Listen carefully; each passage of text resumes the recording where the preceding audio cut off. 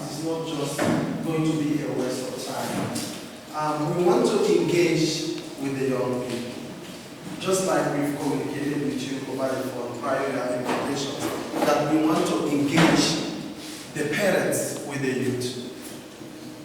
To find a way to resolve the misunderstanding that is prevalent between the parents and the youth. That most times you find out that the parents, they are not having a good relationship with their children, especially the youth. So today we are going to engage with the youth to find out.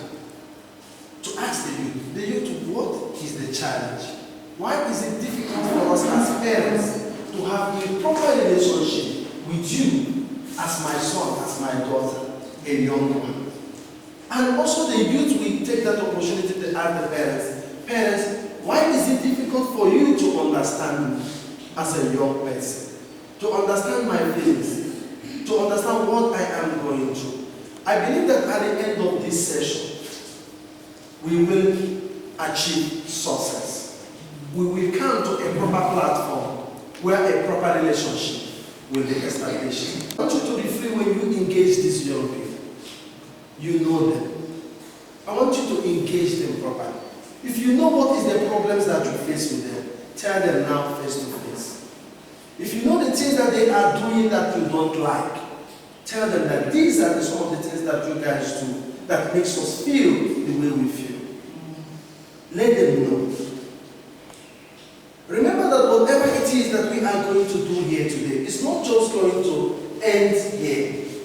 What we plan to do, if you see they are busy covering the video of this event, we're going to convert them into DVDs and send them into the families. So that other parents who does not have the opportunity to be here today can also listen to the inputs, to the dialogue that we are going to have here today, and you never know. It can help someone. That is the purpose of this dialogue. And also the youth, I want you see, your mother is not here. Your father is not here. Well, I don't know if the mother is here, if the father is here. But it's fine. What I'm saying is that it might not necessarily be you. It might be a youth next door. What a youth next door is experiencing that you feel, why should these parents be treating this young boy this way? Or why should these parents be treating this young girl this way? Now you are going to be a voice for that young person who is not here today. But you have compassion for what that person is going through. And you want to speak up concerning his challenges and his problems with his parents. So you are going to use this as his parents. And these are our distinguished guests, parents, and as the person's parents. So that when you address our parents, you address them with respect. You address them with honor. We know the rules of engagement. If you want to say something, you raise up your hand. I am going to be the moderator for today's dialogue, so that we can have a proper coordinated dialogue. You want to say something, you raise up your hand. When someone is saying something, please listen. Listen, so that you can learn something also. And I believe that whatever that you are going to learn here today, that these parents are going to say today, it's not just going to be one of those words that will be heard. It is going to be something that you can internalize into your own mind to say, do I also have problems like this at my own home? With my mom, with my father, with my parents, with my guardian, whoever it might be. We are looking for a solution. And I believe that by the end of this day, we should be able to come up with a solution. Thank you very much. Before we start, can we request that we pray the national anthem of South Africa before we start? Pastor Sadi, you can lead the national anthem. Oh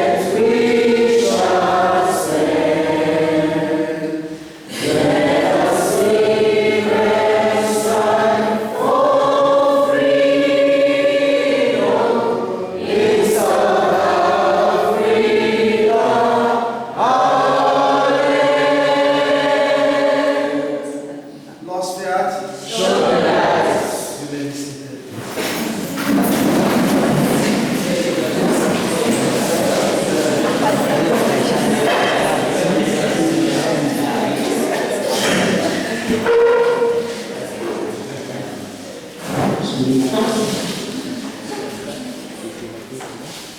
we're going to test this microphone. I'm not sure about the production. If the production is not good, because we can leave it there. Hello? Hello? Hello? Atmosphere? Atmosphere? Okay, what do you think? Should we leave it or should we use our voice? Use your voice. We must use our voice. Yes. Thanks, brother. Okay. To start with, they say when you don't know where to start somewhere. I'm not going to start somewhere, honestly. I don't know where to start, but actually, I'm going to start somewhere. The first thing I'm going to do is to request one of our parents to tell us what, and I'm going to request to Lauren, first and foremost. Lauren is a counselor. He deals with young people at all times. I'm going to ask you, Lauren, to start by telling us, through your counseling experience, what are the issues that you have come through, or you have seen through your counseling experience that are some of the major issues that are common at homes between parents and their children, the young ones, the youth. Talking about the youth, not the children. Can you give me the platform, please? Right. Hello, everybody. My name is Lorraine Crossett. I'm a counselor and I run a counseling center in the south of Johannesburg. So I deal with family issues all the time. Relevant for today, I think with young people, they don't like, what I noticed that they don't like the fact that parents look at them as you people of today. And then the parents will make comments like, in my time, or when I was young, or my mother used to say, or if you were in my shoes, or those kind of things.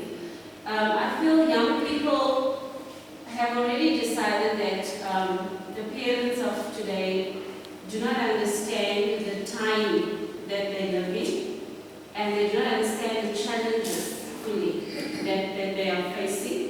And with the result, they decided that it's better to talk to a friend than to talk to an elderly person these days, because, especially to your parent, because your parents kind of already assume that you are being rebellious, you are being lawless, and you are being disobedient, and you want to do things for self-fulfillment, pleasure.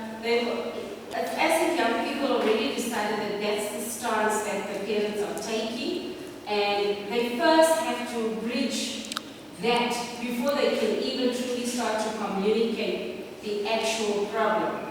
It's as if when the young person says this, the parent hears something else. If the young person asks, can I go out with my friend? The parent hears, can I go and lose my virginity tonight? Sorry that I started off there already. But that's what the parent hears. The parent just sees that child going to throw away everything that the parent has tried to build up in the child. And the young person has to feel the strain, the stress, or the challenge to first bridge that misunderstanding of times before they can even start to communicate the actual problem. And that's I think the main thing that I noticed. Young people don't have the freedom to speak to parents because they feel misunderstood by them and judged by them. And they feel parents are just quick to pass that judgment without giving them a fair chance to give their side of the story. And with the result, they have built their own support system around them, which consists of people their own age preferably, instead of parents. So there is a bridge that needs to be, or a gap that needs to be bridged between these generations. Put your hands together for me. The action, please speak. Tell us your experience and what are your biggest challenge with the young people.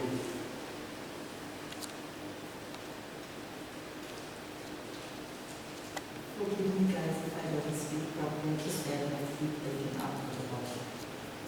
But from my experience, first then, with the youngster in my home, I can say that however we can put the situation with a misunderstanding and the parent and the child, it does come back to communication.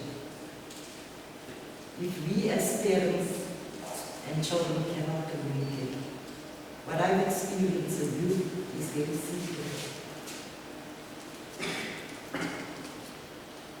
They have got their own agendas. And it is not always to say that mommy assumes, but because of the danger outside. I've got a 12-year, he's 18 now. He was 12. He went to Leopold Juvenile Prison. Started with drugs, 14. I brought myself down to his understanding as a parent. You tell me what is it you would like to do here? How do we work together to get this communication? Nothing. But from there, out home, yes, us as parents, we do get aggravated. We do get angry. But on the other hand, we are forgiving parents. Where the youth is not really forgiving. A made-up mind is a made-up mind. And that is how we work today. Even though who says what, this is what you said and I am not going to do. And that's it. But we hang their parents. 15 came out of the Leopold Juvenile, went to school, started the bank. Where did I go wrong? Blaming myself, because that is what we do as parents when our kids go wrong. We blame ourselves. But also what I've noticed as parents, we talk and our children listen. And whatever mommy and auntie so-and-so scandals or talks about the other auntie, that child is now going to disrespect the parent. It basically comes from us, what we say as parents amongst one another. The children are not disrespecting someone who they don't know. They normally disrespect people they know because of challenges in the community. And especially if a child is disrespectful outside, he will disrespect the parent. But you as a parent, we don't give up. We continue. He only, when he was 16, lay in hospital 2 days in intensive care. Came to pass Alexander when he came out of there. Few days. Now, from the youngster side, am I ready to begin? As the youngster said, my mother doesn't want to communicate, my mother. My father comes up with ugly homes, and I personally feel once you reach the stage of understanding, decisions you make is your own, and there are consequences. And you cannot continue going back to the past, how I grew up and what went on. We need to fix ourselves as youngsters. Because at my age, I need to live my life. And you also put, as we speak right now, the cops are looking for you. Mommy doesn't drink. Yes, I do smoke. I go to church and I believe because I know that God is going to turn this situation around for the best. What do? Go speak to the cops? Am I to be blamed? Who's the selfish one in the situation? How do we go about it? I think we need to look with one another, mommy and daddy, and try to understand what mommy is really going through. We as parents, what is that child really going through? Before we do. And if we understand that, I think communication will be better. Because with my child, you won't communicate with me now. But with the children outside, I've got the best communication. They'll even come to say, I need to go to a rehab center, I need to do this, I need to do that, but not with my own child. So that is the worst part. Do the parent really blame herself? Why is she? So if you could answer to me those questions, maybe I can make a difference in my son's life tomorrow, to know that where do I stand and how I need to treat him. But children are the best thing God has created on this earth, especially you youngsters. I learn a lot from you. I'm also giant like you, I also dress like you. Because I want to understand what is going through your mind. Although I won't understand, but I love you all.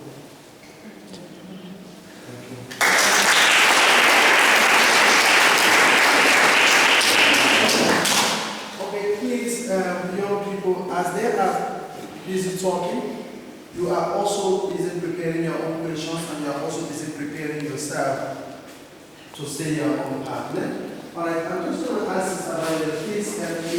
We might not call everyone because of time. I'm just going to ask Sister Violet. Sister Violet, she's actually a matron at Johannesburg Hospital.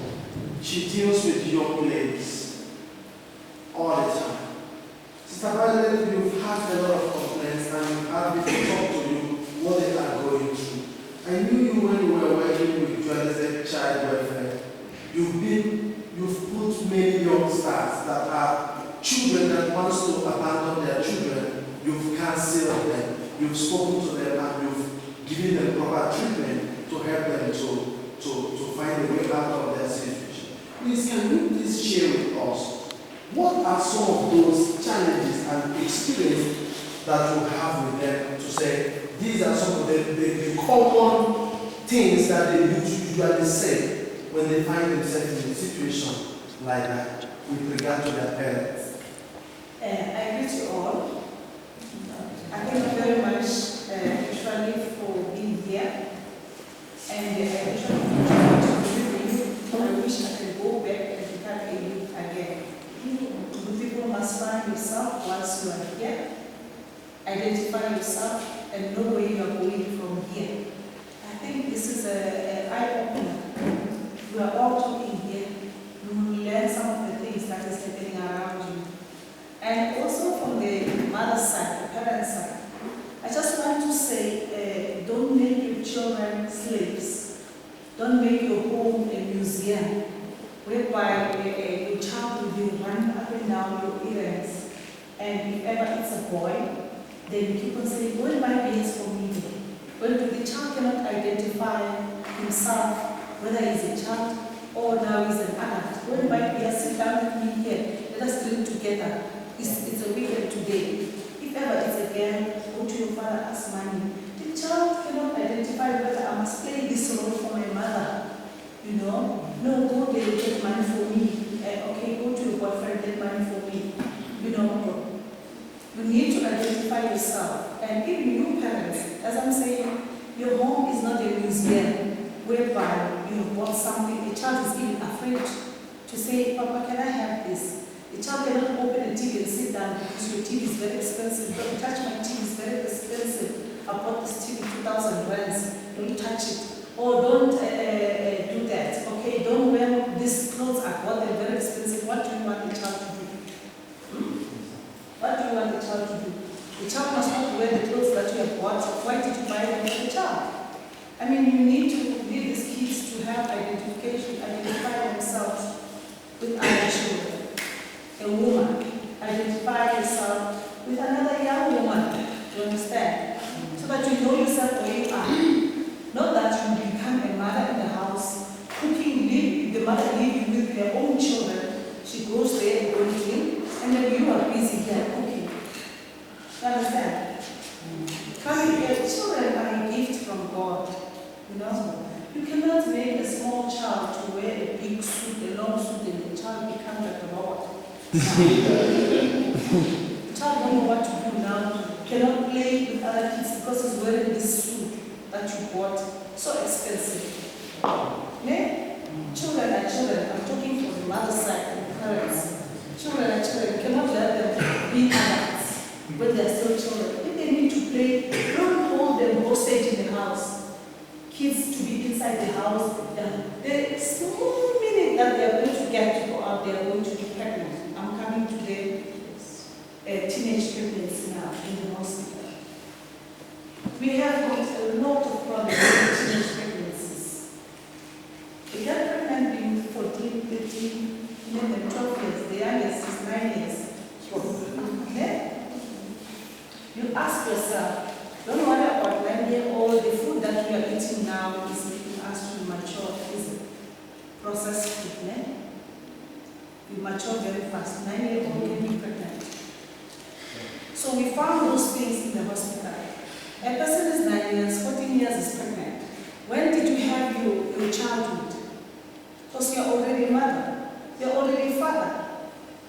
When did you have your childhood? You don't have a childhood. Everything before you is finished, actually. Your education, your childhood, now you have to think like an adult. You have to be a mother, you have to be a father.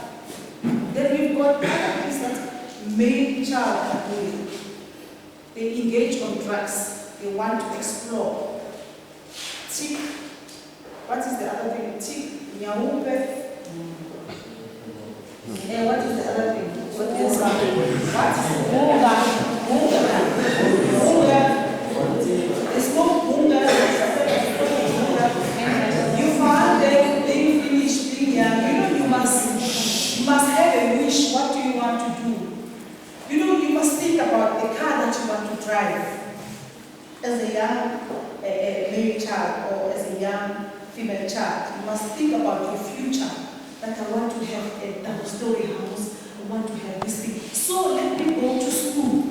Let me learn something. Let me do something that will give me this money.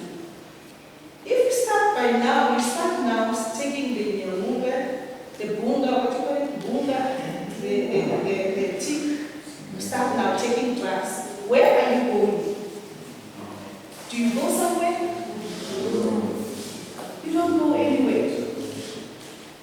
You don't go anywhere. You remain where you are, and you remain stealing things from people so that you can feed your habits of smoking. You remain where you are, and you keep on going to jail up and down, in and out. You'll be a jailbird. Now you need to open up your mind from here. Ask yourself, where do I want to do? What do I want to do? Do I want to go to school?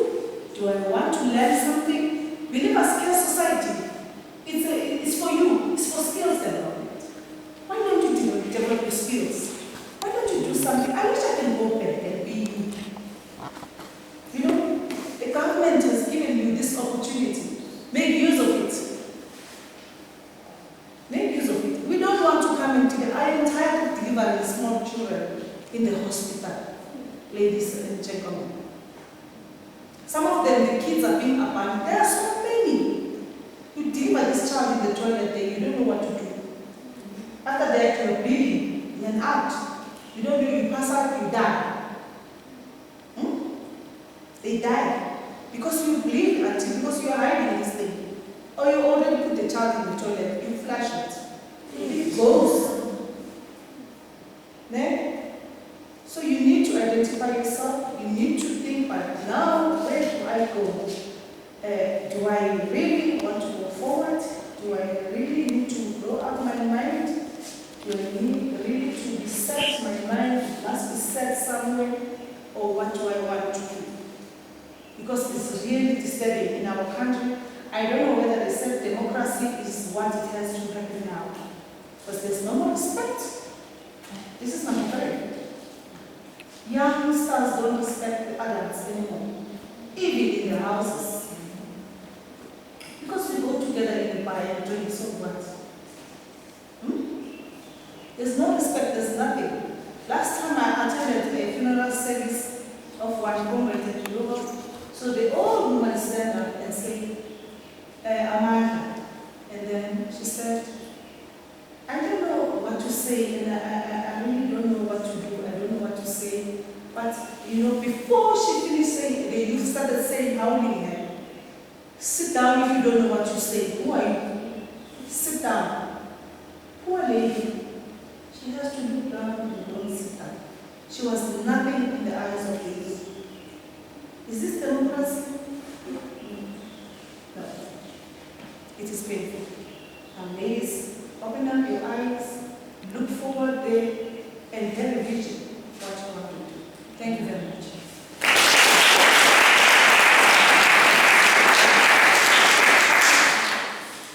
So, Madam, thank you very much. Sometimes some of these things are very emotional. Kids. Okay, most of us here know kids. Kids works with young people in the community as well. If you look carefully, you will see that we did not go to Mount Zion to get people that we do not know. These are parents that are living with us, isn't it? These are parents that are living among us. Maybe 50% of you know kids, and you know him very well. And that's his son sitting down there. Kids, I'm just going to ask you.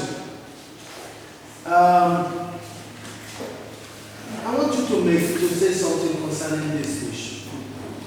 Please.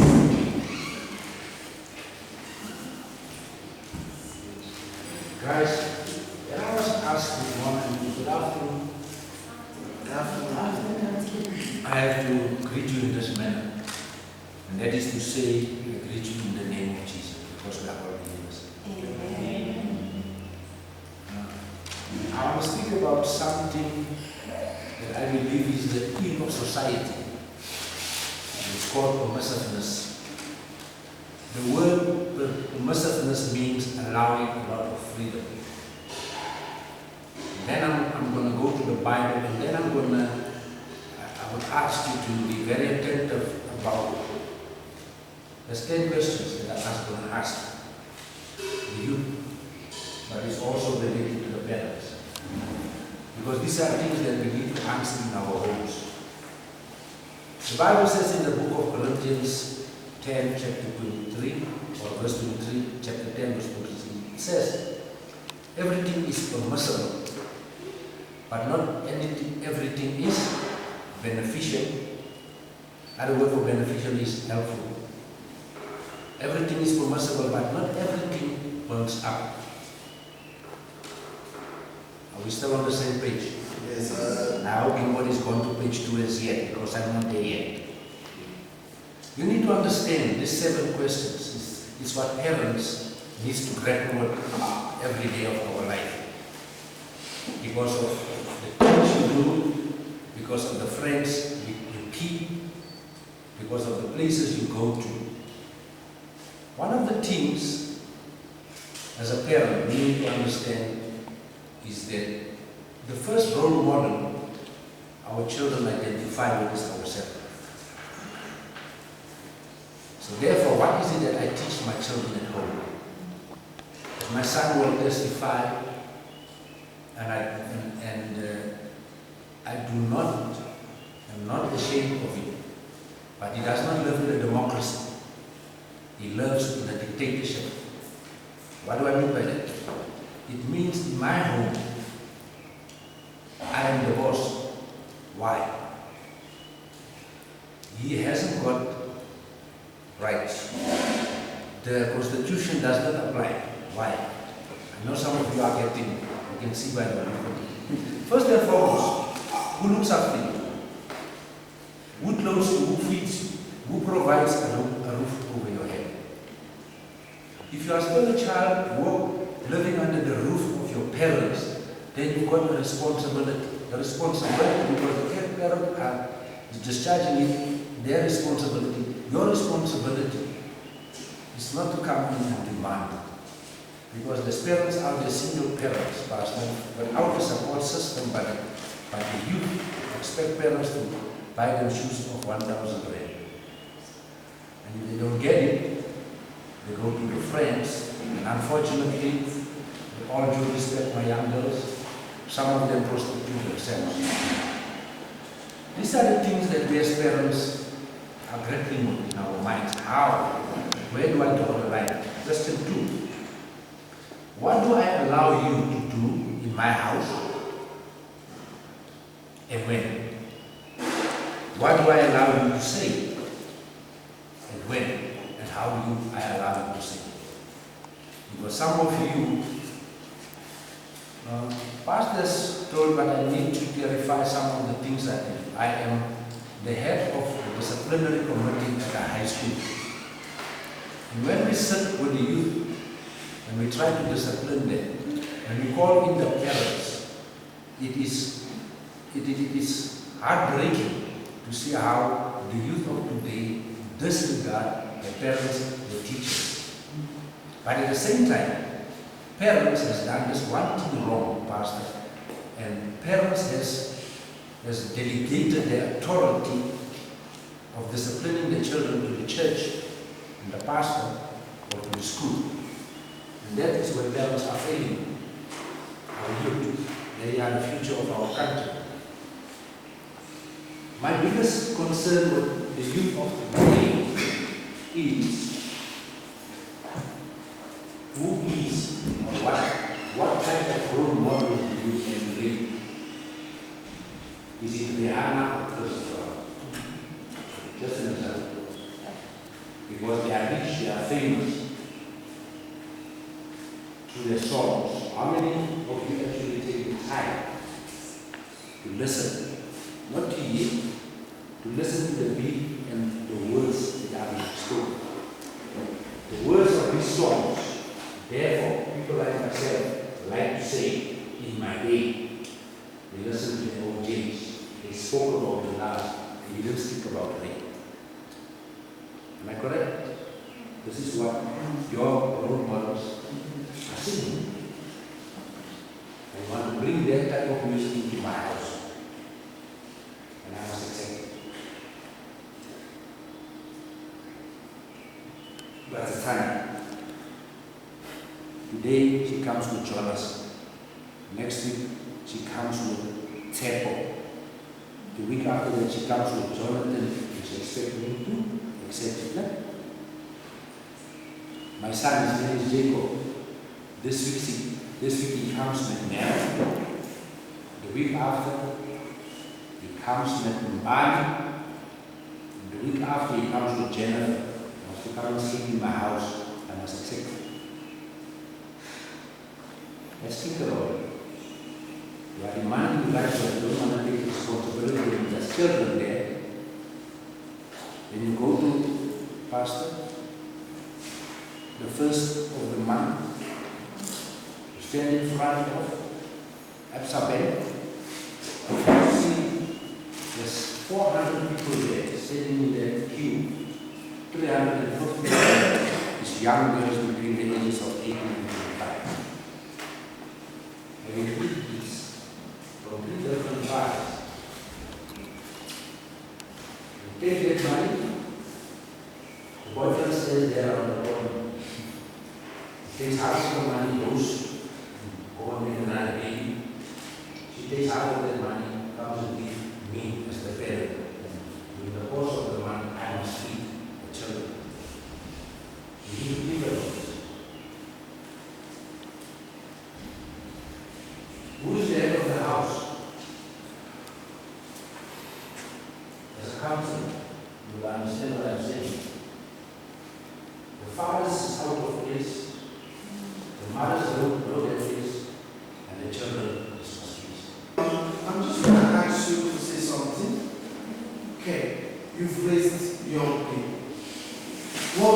the challenges. What were your major challenges raising them? I'm pretty old anymore. Yeah, raising young children and I have boys. My first warning was to keep me confidence. Not at all. But these two, second one and the third one, the last one, they really put me through a lot of pain.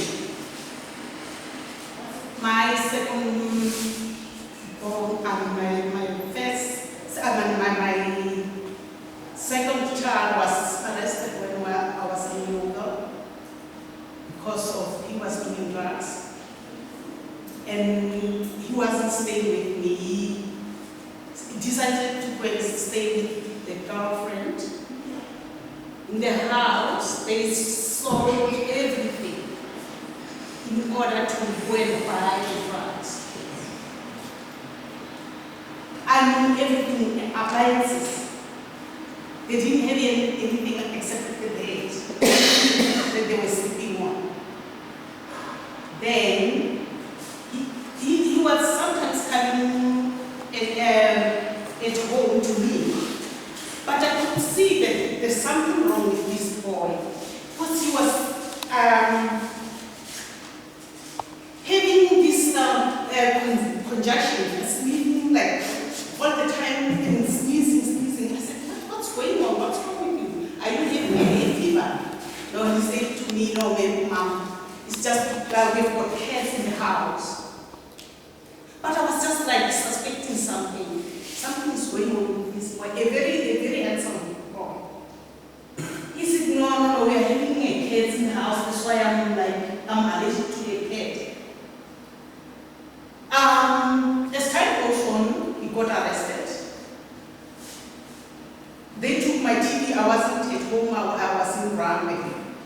They took my TV to their house. When I came back, I found that there's no TV in the house. I went there. It was December. I don't remember. It was 2005. I went to their house when they were living, and I only found the girlfriend. The girlfriend was an Indian girl, but she was older than my boy, and she was a teacher in what's this called? Society school in Milford.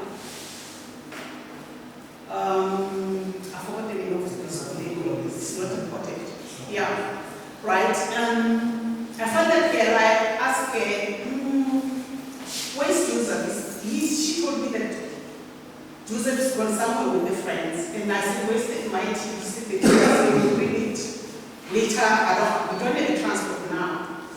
But believe me, I looked for my son for I'm sure a week, the whole week looking for him, and they didn't want to tell me that your son is arrested because of the drugs.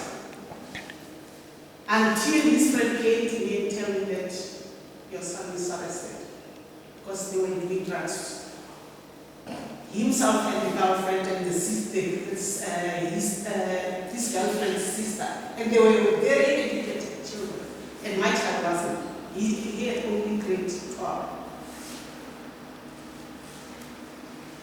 He stayed there in Sun City for 5 years. He only came out 2008 in parole. I'm telling you now, this boy he learned something there. Because I think, I don't know what happened, but I know that somehow somebody taught him something. I don't know what they were teaching them. He's out now, and his parole is finished. He's waiting there at the in Tafelton at race course. He's a chef. But he's still, last week I found something in the plastic bag, like some seeds in the plastic bag.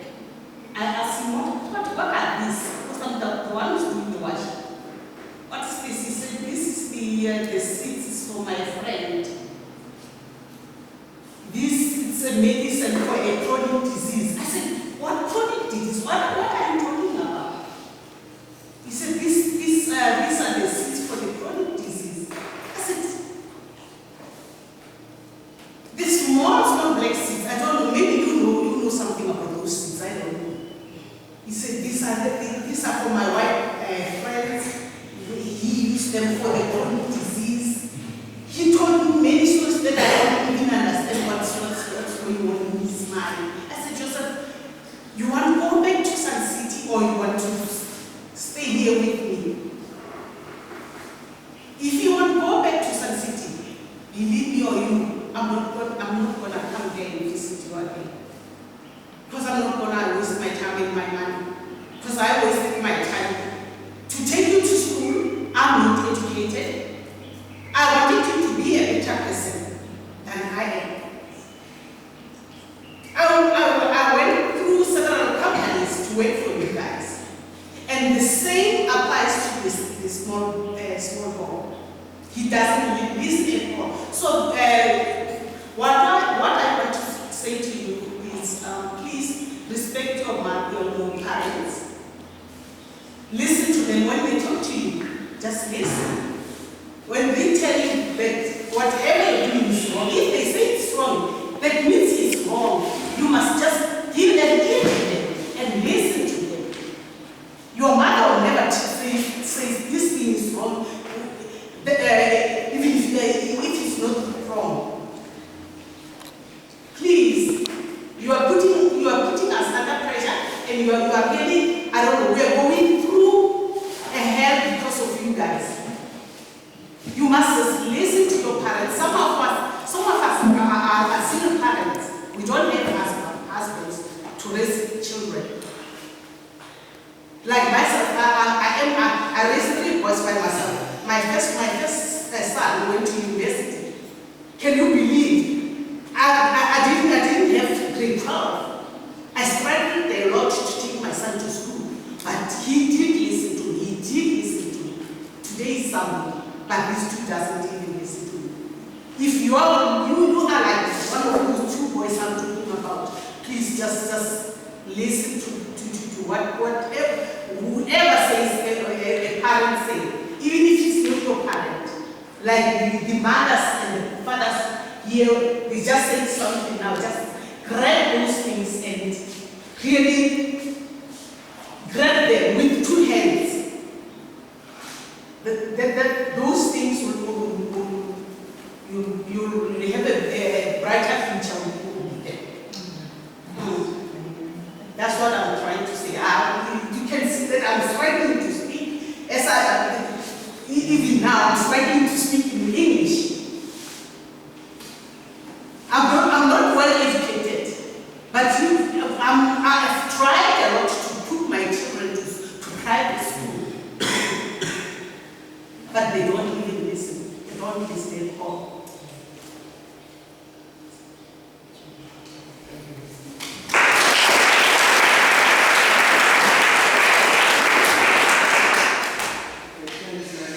We are going to make it interactive. So please, I want them to finish saying what is in their heart. Then we can now engage. Really, the youth, you can engage them. You've heard quite a number of things that they have said. And I believe that you are also taking points and you want to say your own things back to the parents, and then we can engage each other properly to find a solution towards some of these challenges. Okay, I'm going to ask Pastor Blair. Pastor Blair, you are a pastor. Work with young people. Please don't mind my English because I don't know how to speak English very well. Don't mind. But I can say for myself, I've been a pastor now more than 18 years now. You see, for me, to be a pastor, first of all, to be a born again, it was a blessing for me. Because to say that, because you know, as a young boy, young girls, for me, it's easy for you to really start your relationship with God. First of all, it's a good thing. And as parents, it's difficult also sometimes because some parents don't know really how to teach the children. You know, there is an image of you can always give to your children. If you yourself don't know how live your own life, the main problem is really as parents.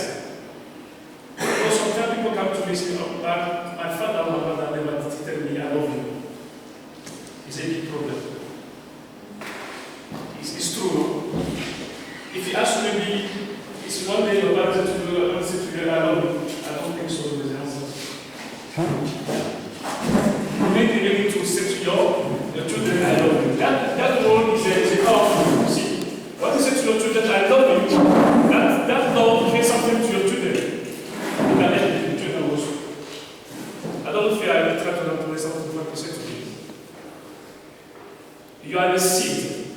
At the same time also you need to put seed in your life. You know, you need to have a vision in life. If you don't have a vision, I think you can't become the song. There is something in the picture. You want to construct the picture and to follow that picture. If you can't drive your life without a purpose, I don't think so you can succeed. You can never succeed. There is a picture, there is something to achieve. It's very simple. Life is a journey, like it's true, the journey. You need to build yourself. And there is something, many things now outside. We try to also to put seeds in your side. Those TV, those radio, those stars, everyone you will see from those people, try to build yourself. You must also be said. You must allow everything to come to you, you must let everything come to yourself. You must also just, this one is good, this one is good.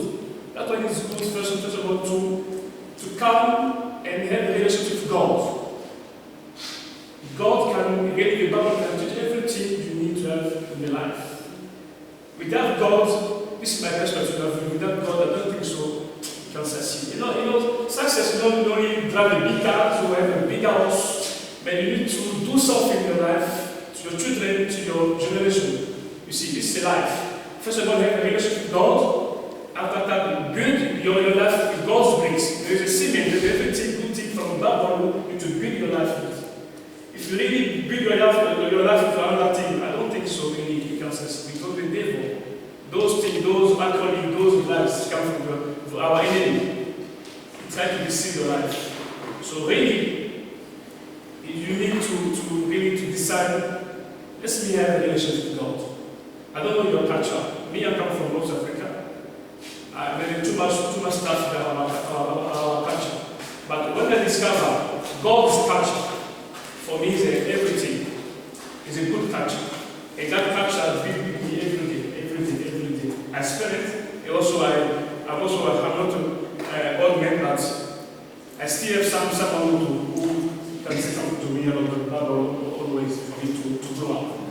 So let's do this, Alex. Take a pause.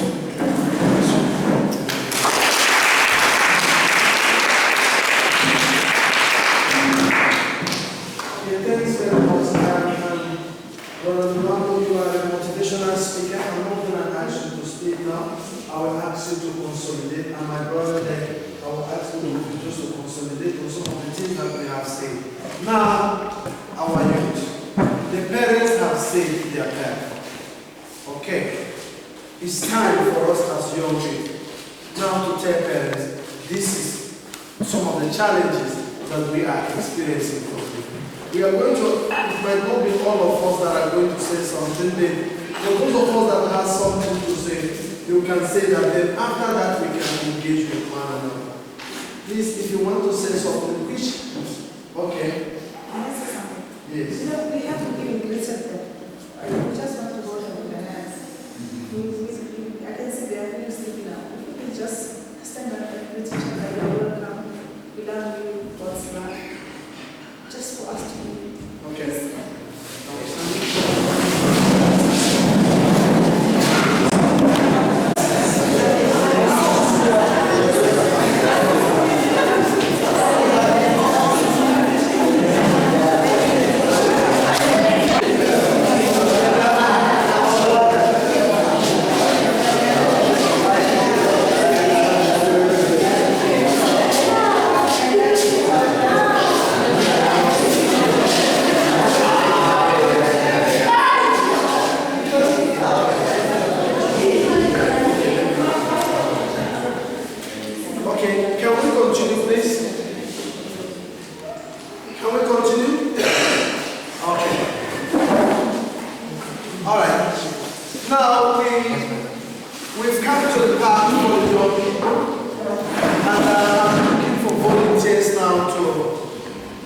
to make inputs and also to give us their own part of the story, that these are the areas that we need to know exactly how do our parents feel, and these are some of the things that we also want our parents to know about us being young people. Please, if you want to say something, can I just have it? Okay, we start with Nisha. Gracias. Show the light. Show the light. Gracias. My name is Cindy. Hello. I'm not sure that I'm current or I'm young or I'm everything. I know, yeah, as children or kids, we do kind of mistakes. But our parents, like me as English, I raised my mom's kids when I was 9. Yeah, I was 9. Because I was doing standard 1.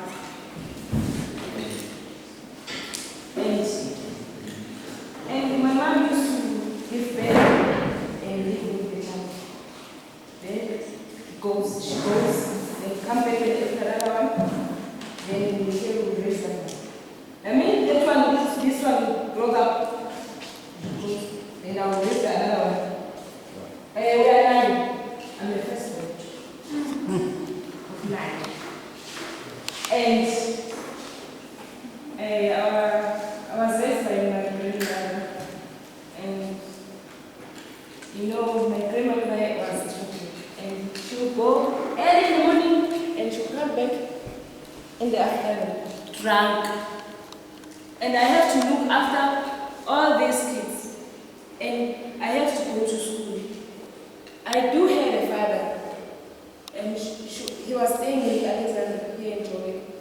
I'll only see my father once a year. And if I am not mistaken, if I go home December time, my father used to say, here, we have 10 commandments. Okay, the first one, I was saying to you, I said, and the other one, the one that they knew.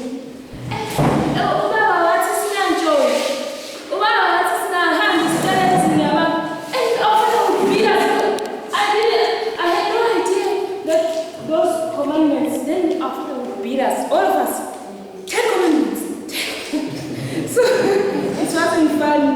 And our father used, if he comes to my mom's side, he was standing next to the river. He will send someone to call us. If we go there, he'll give us sweets and Vaseline blues. Only. No money, no nothing. Vaseline blues and chocolates. Sure. Only. And I managed to be little.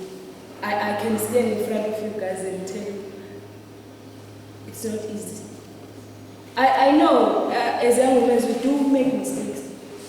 When I was doing my grade 12, my father took me. Then I lived with my stepmother. Before I go to school, I have to go fetch water and cook before I go to school. Then there was a case where I almost killed myself. They said I stole 600 pounds. And no one was in my side. I told, even today, God is my witness, I didn't do that 600 rand. Because I was little. And my stepmother would say, if you were to say, I didn't even lose 20 cents. But I think I don't know you now. And in the afternoon, they will come. They will look for this money.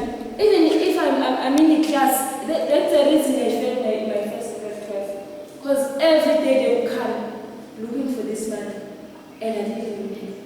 Then I felt that I had to look for jobs. I couldn't find a job. I stayed home 2 years. Then I went back to school. I managed to pass my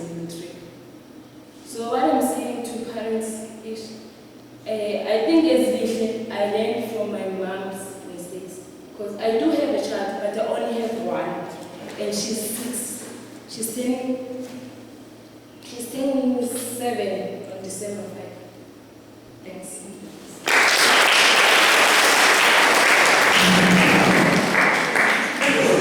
Guys, before we interact further, I think I need to say that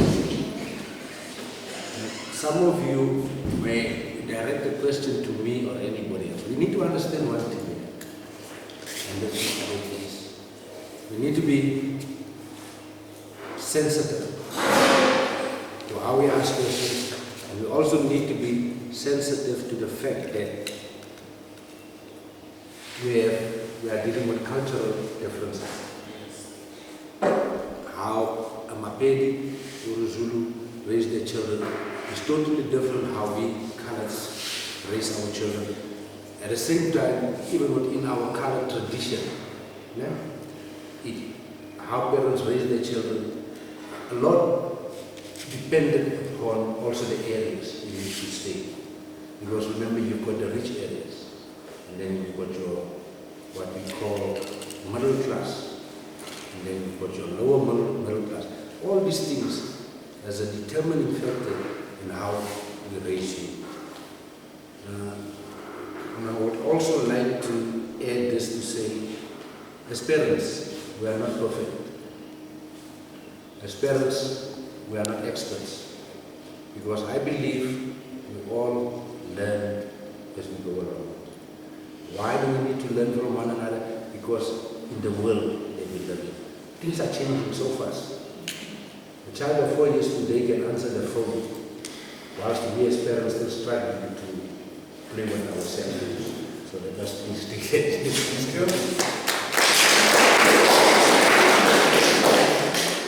Please, we need another volunteer, please.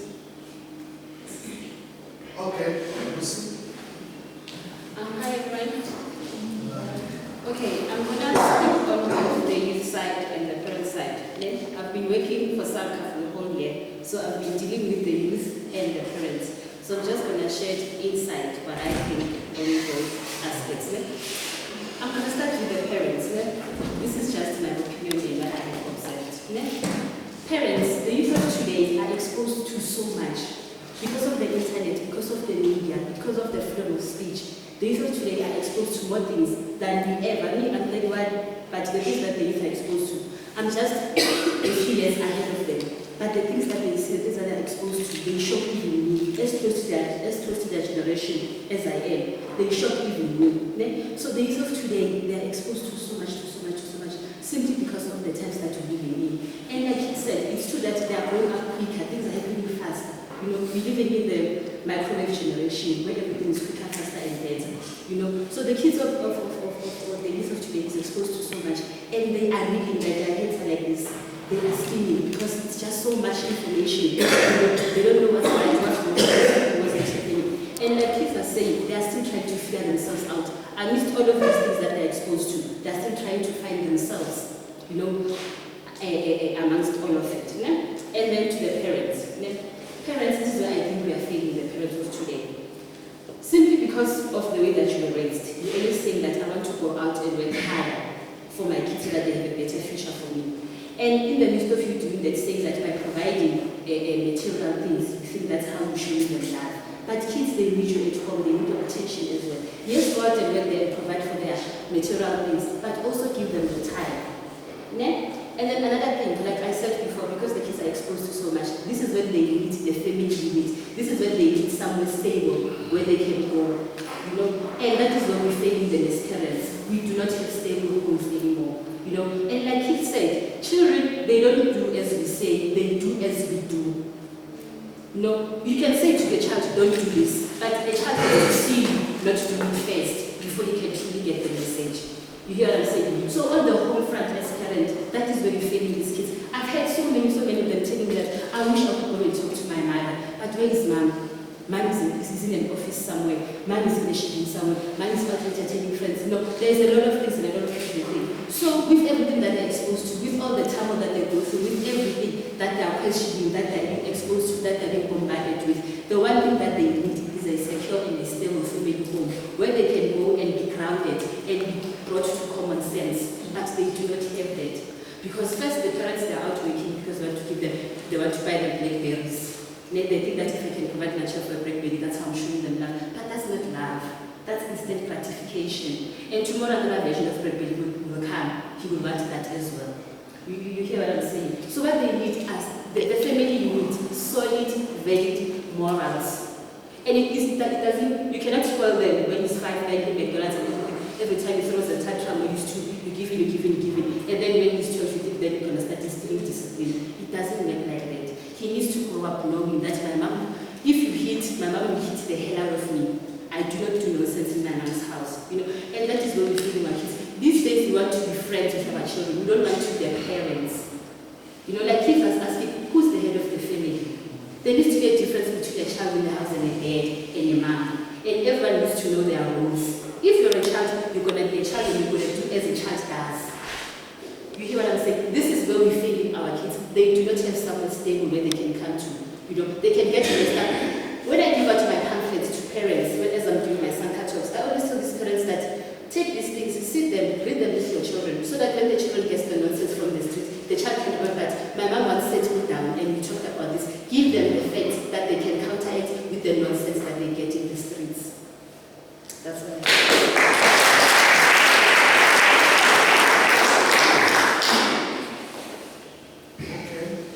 The youth, we're still waiting for you to say something. What can we as parents do to be able to have a good relationship with you and the flow of communication without barriers? What can we do?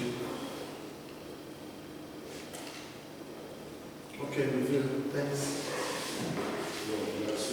Show the light. Show the light.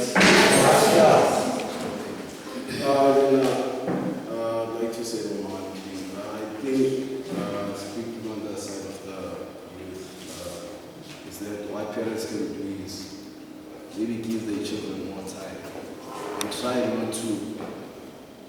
not to tell the children what to do, but try to meet them halfway. Is into understanding the child. Not trying to dictate everything into the child. Don't do this, don't do that, don't do this, don't do that. But try to make them halfway and try to understand them and give them time.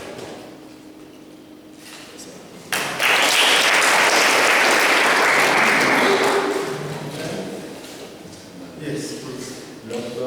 Show the light. My name is Tanis. My first question would be when you go pregnancy, high pregnancy, drugs and alcohol, wouldn't you as parents agree that you are the one who are influencing that rate? Who are influencing the youth to do those things because of the lack of love from homes? And the level of instilling good principles. And then on the issue of bridging the gap, the communicational barriers between parents and youth, what is it that you parents are doing in order to bridge that gap? Thank you.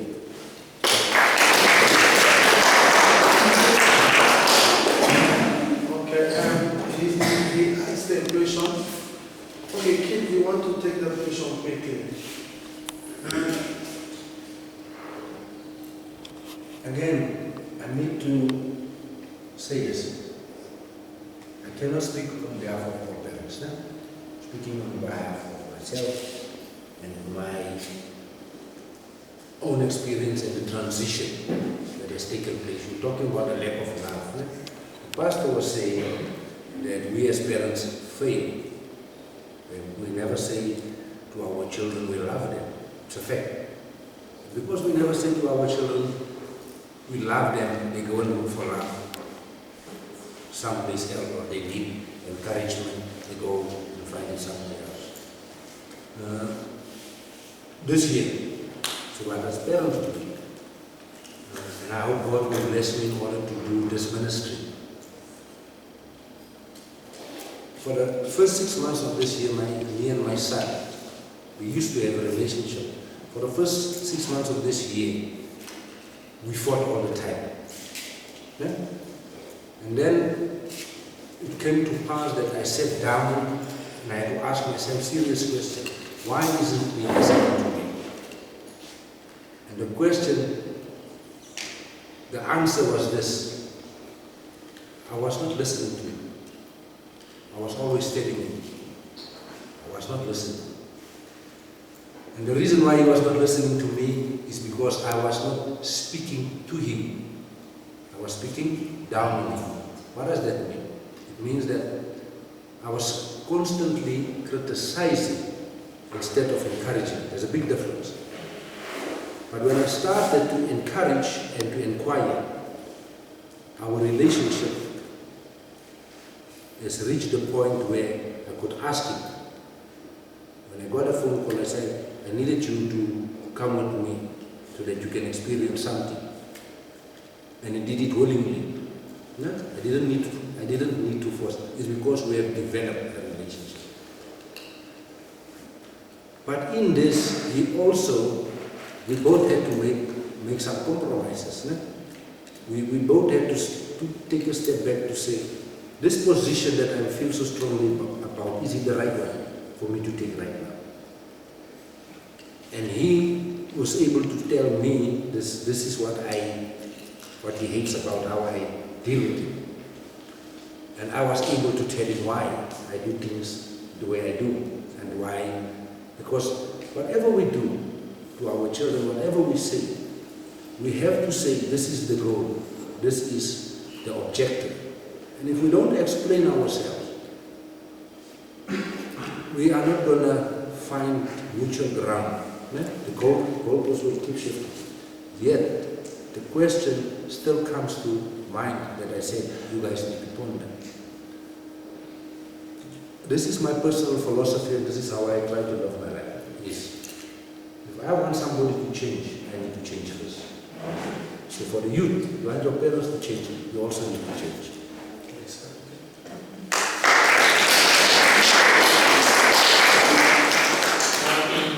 I'm going to ask you to, okay, is the question or you want to make a suggestion? In terms of like identifying the role models, like you say, I want to be like that James Wayne over there. How do we do that when our parents are at the same level with us, doing the same things that we do? How do we identify our role models? Okay. How do you identify yourself with your parent if you go when your parent is doing a good thing? You understand? If your parent has got 1 hour with you each and every day, sit down with you, talk to you, what do you want? Not to make you a squatter.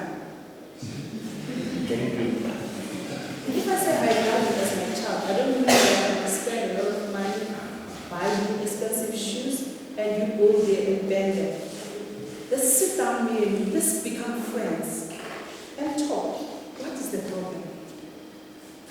My son, what wrong did I do to you? Where did I go wrong? What is happening? Who's your friends? Let me see your friends. Let me see whether you're going with the right people.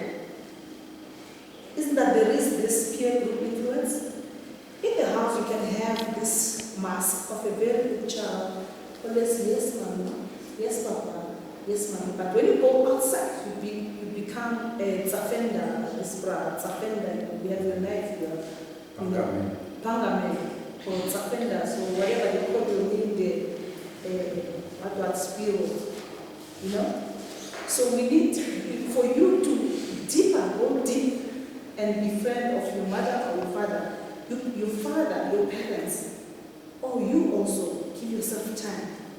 Call them, mama, follow them, come sit down. I know it is difficult with the working group parents, but if you ask them, mama, let's sit down and talk. What is the problem, mama? You don't love me. You know, you need to, we also parents, I'm saying to you, you need to tell your child, well done, today I love you, my son, I love you, my daughter. you've done very well. Oh, you look beautiful. Not to say that the way you're wearing, you look like your father. You smell you, what, all these things.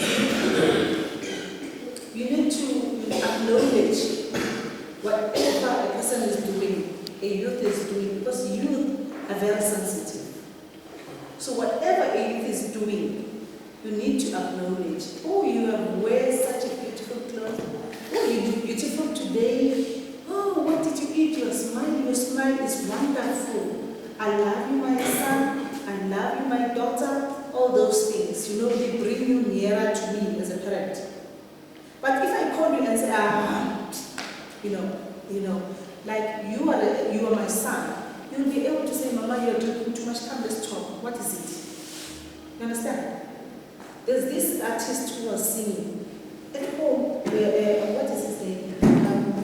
In their family, they were selling alcohol. But each and every time, he kneeled down and prayed and leave all these people who are drinking to go. He slept very late. For him to go to school, not his Chawa, okay, not his Chawa, the other guy, what is his name? I forgot him. So he will kneel down and pray and wait for these people to go. After that, he will stand and ask God, help me to change my mother. And he has done it, the mother changed. He became an artist, a diva in this country.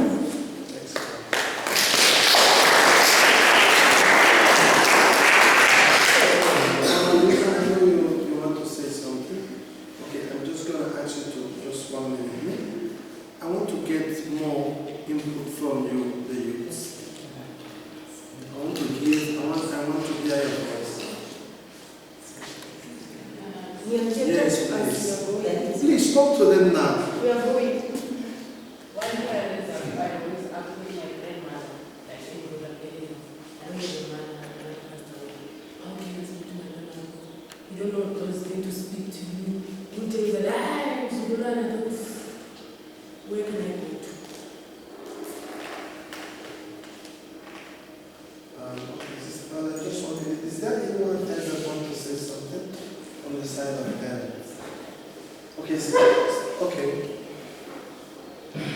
The communication that you were just talking about, if I as the parent, and my question to you guys, and I really need an answer.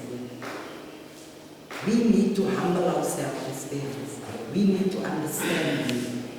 We need to love you. We need to say all these 120 beautiful things. Where do you guys fit in to assist the parents? Because we go to work and we do that work there to please you. Point number 1, get that BlackBerry.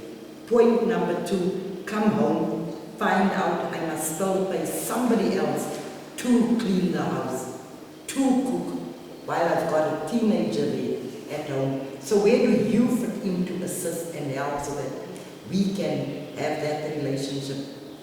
Because I need to get that person to clean up, because tonight when I come, I need to love you. And I need to know how is your day. Where do you come in to ask Granny, how was your day? What you going through? How does it feel to go and pay that rent? There is no food. What do we do? Where do you guys come in? Okay, thank you.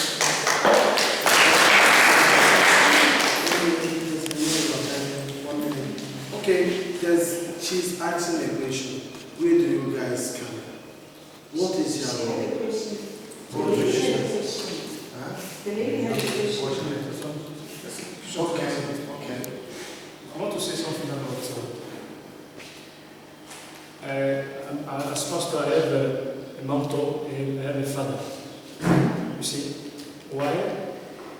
When you don't have a father or mother, if you're born again, pray God to give you someone like your father. You understand my sister? It's easy for God to show you someone who can help you, as father or as mother, because you need both those people to help you to grow up. It's difficult to grow up without father, without mother. Difficult. You see, for me, let me say again, pray God to give you someone who can help you. There is people who can just help you. Go there and say, okay, I need a father, I need a mother. Just help me. Take me like your father, take me like your child, take me. God will help you for that.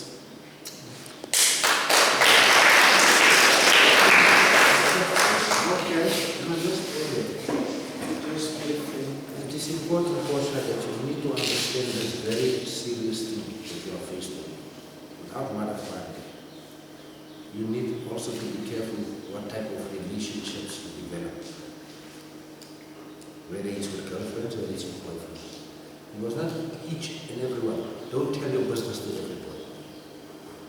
Don't tell your business to everybody. Tell your business you will have a friend or two that you have developed that you feel that you can trust. But importantly, as the pastor says, he's got a spiritual father, two. I myself have got two spiritual fathers. There's two pastors that I talk my business to. Pastor Alex is becoming another partner because I've trusted him. I don't talk my business to anyone. I'm part of various committees, but the people in these committees are not my friends. Friendship comes at a cost. And that means the person that is your friend must be willing to keep your secrets. Okay?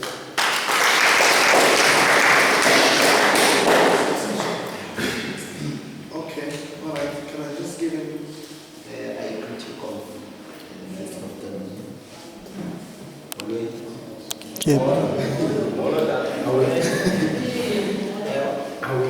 No, don't call me that.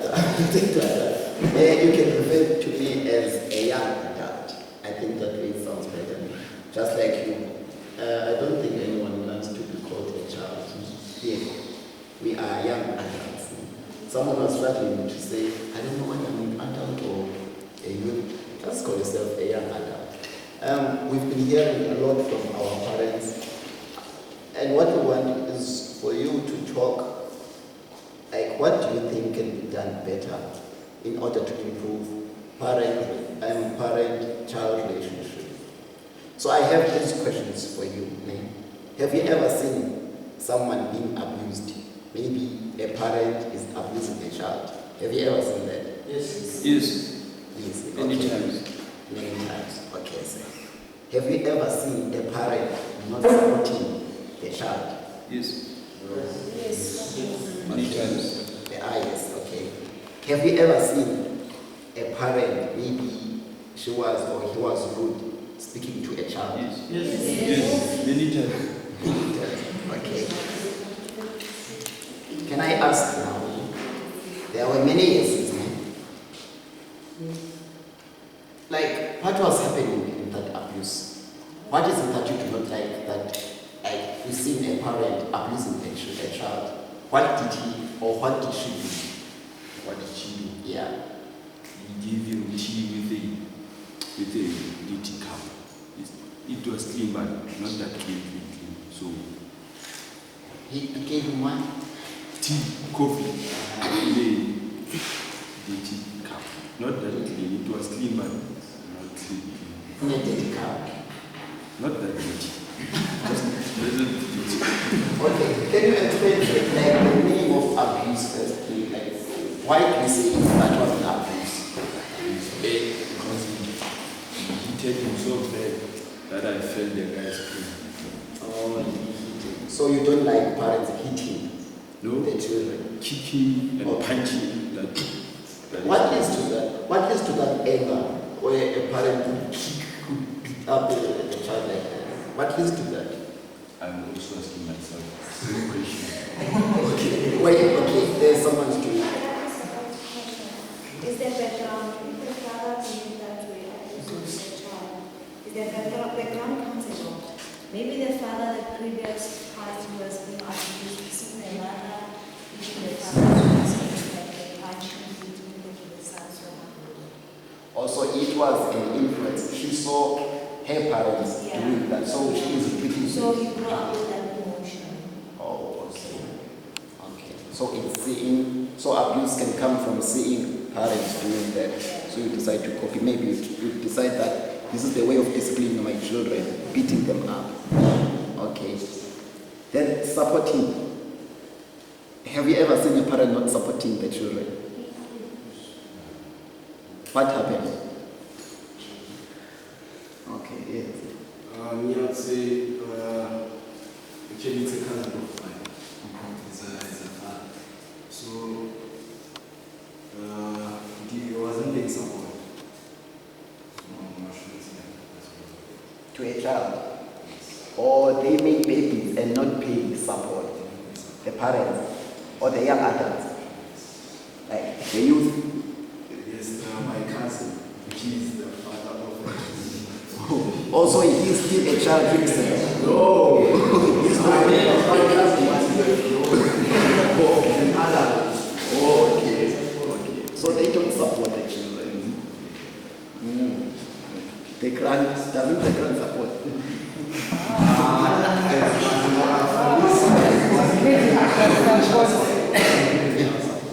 Oh, okay.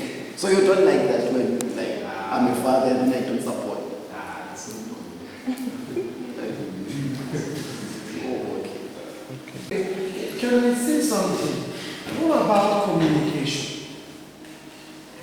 Because I think this is the main essence. What about communication? Do we think that the communication that we are having with our parents is good at home?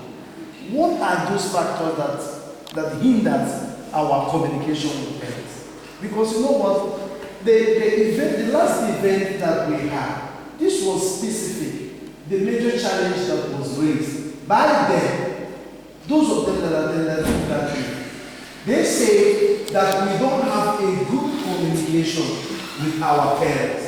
Our parents don't listen to us and we don't listen to our parents. So we are trying to find out what can we do to be able to maintain a good relationship between you and your parents. You see, that is why we want them to give us input. What should we, the parents, do to be able to communicate better with you? And the parents have said these are the things that some of the youth that are doing that are making them not to be communicating well with you. From your side, what should the parents do to be able to maintain, have a good relationship with you at home? That's it. That's all that we want to know. Because we want to know what to do to have a good relationship with you at home. That's all. Yes, please, my friend, yes, so that we can understand. For me, support, it's not enough that my father's gonna come up with money and buy me stuff, and then it just go. Maybe I can say, stay on the other side and I stay there with my mom. Just come to pay, you give us money to buy food and buy me clothes and then it goes. But it doesn't play the part of being a father. As a young grown man, you have to give me advice. That man, you have to grow like this, you have to take this and this. If it doesn't tell me that, I'll go outside there and someone is gonna come and tell me that we have to, if you want to get strong, you have to drink or to smoke. And then I will believe that because no one else been telling me before. Then I'll do the wrong thing.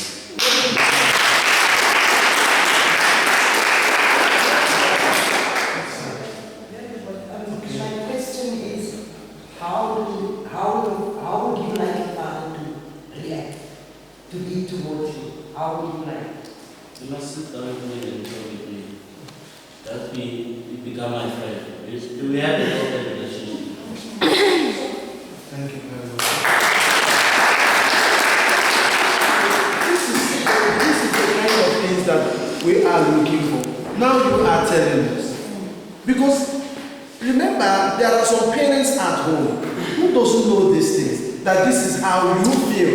Because your father doesn't know that this is how you feel when he does not advise you or when he fails to become your friend, to sit with you and to guide you and to advise you.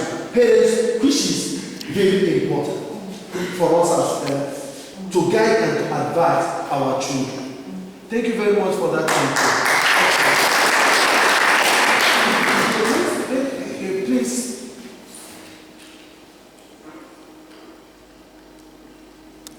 Someone else, please. I don't know, I'm talking more on the juvenile side. I'm moving away from being a young adult, now I'm more towards being a parent. But I think I understand the question better on the young adult side. What I'm personal parents, maybe a way of advice, I don't know how to grow like this. In terms of communication, sometimes we grow up, our parents are trying to teach us values, principles, and certain things, and they become so much, especially that you are scared of your mother, you are scared of your father. There's certain things that you cannot communicate with them, there's certain things that you cannot talk to them about. But as you grow older and you become a young adult, now we need to talk about it. But that bridge is not there, it's been broken. We cannot go just stand up now and try to talk to your mother about BTS because you know from your upbringing, how is it like? So my advice, or how I would like to see parents do is, maybe we can start changing the approach. Yes, teach the child, but also create a platform where they know that they can even ask mom, can I do this, things like that, things that are a bit sensitive. And like Sister Violet says, spending time with the child. You don't need to say, tell me about doing things like that. You talk about general matters, things that are actually happening, drugs, everything that is there. Even if the child doesn't come to you there at that time, but she knows that I can talk to my mother. My mother is opening up a platform. And when there's discussions or maybe arguments or big disputes in the house, it doesn't end up hanging in the air. You are not, you don't listen, after everyone has come down, you can sit down and say, I am sorry I spoke to you this way. There isn't been hours, this. Because there are still things happening, we still love that attention, and they always so outspoken saying, but you did this and everything like this. Everyone can come back again, but can still come down again. Then you resolve it holistically. She understands you, you understand her. She understands when you react like this is because of this, when she reacts. Because as young people, they also got feelings. As Mr. Keep was saying, you do not always have to talk down to them. They've got feelings, they will react, and they will start being rebellious. They will start talking back at you in certain ways and things that you did not teach them. And you say, I did not teach you like that, but you're not teaching me how not to do it because they are becoming oppressed. So I think it's become too much as parents in such a way that they don't know how to breathe, we don't know how to breathe. And I said, I don't know which side I'm talking at, but we don't know how to breathe or come out for air. So maybe if you can listen just small, not to say that you don't teach morals and values and things, but the way that you're doing it, maybe you can just lift up that pressure.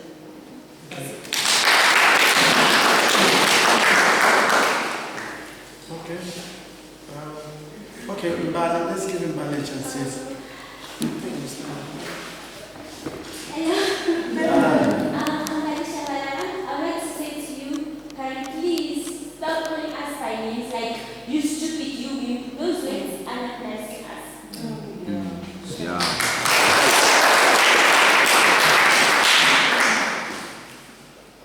Okay, please parents wait. Let them tell you. Okay, so make it short. There's only one thing that how please just say, I'm sorry if you made a mistake. They don't. They don't say sorry. Pride. It's so nice if you want to say, I'm sorry. It was a mistake. They don't. You always know.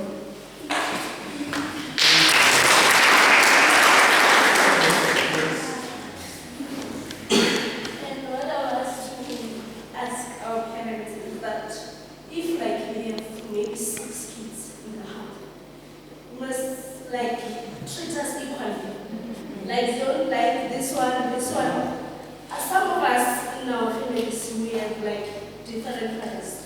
I have 6 siblings. We have different fathers.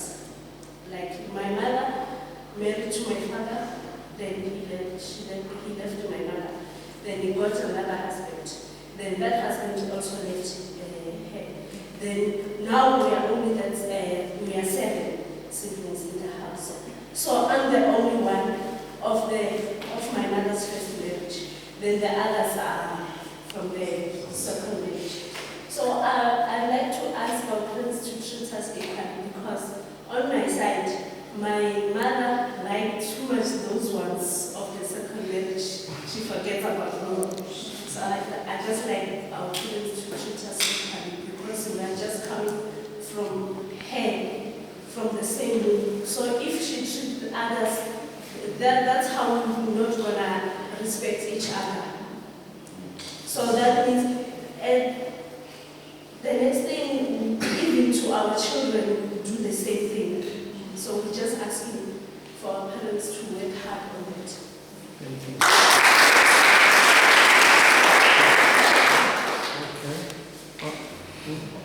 Can I just apologize to on behalf of the parents to be there? If the child is hurt, you can see from the face that is why something is hurting. Likewise, I was just saying, understand, yes.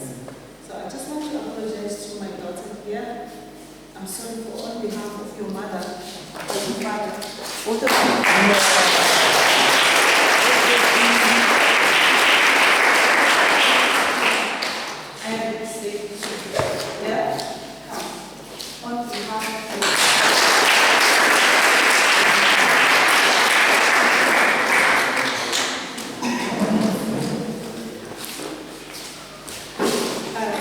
This is very much emotional. What they're saying, I can feel it because if you want to cry, you can do so. Okay? This will help you to open. Okay? I know that I can see from their face that they are being hurt of what is happening in their houses. So if you want to cry, you can do so. It will help you to. Okay? Thank you.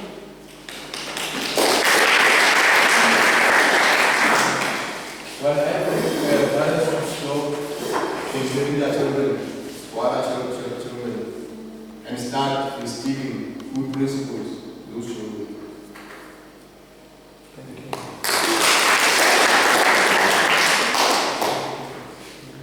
So I want to say was communication is very important. Parents are making one mistake, which I think is costing them their children in a way. Like, I believe there's two types of support, financial and emotional support. And the parents, they provide on the financial side, but they don't provide on the emotional side. Most of the parents. So, if ever a child doesn't get the emotional support within the household, then meaning that the next person that comes offers them emotional support, whether big or bad, then the teenager or the child is going to take that, and then you're going to tend to like ask yourself, what am I doing wrong as the parent, and what am I doing? So I like see between that emotional and that support. I think it's support.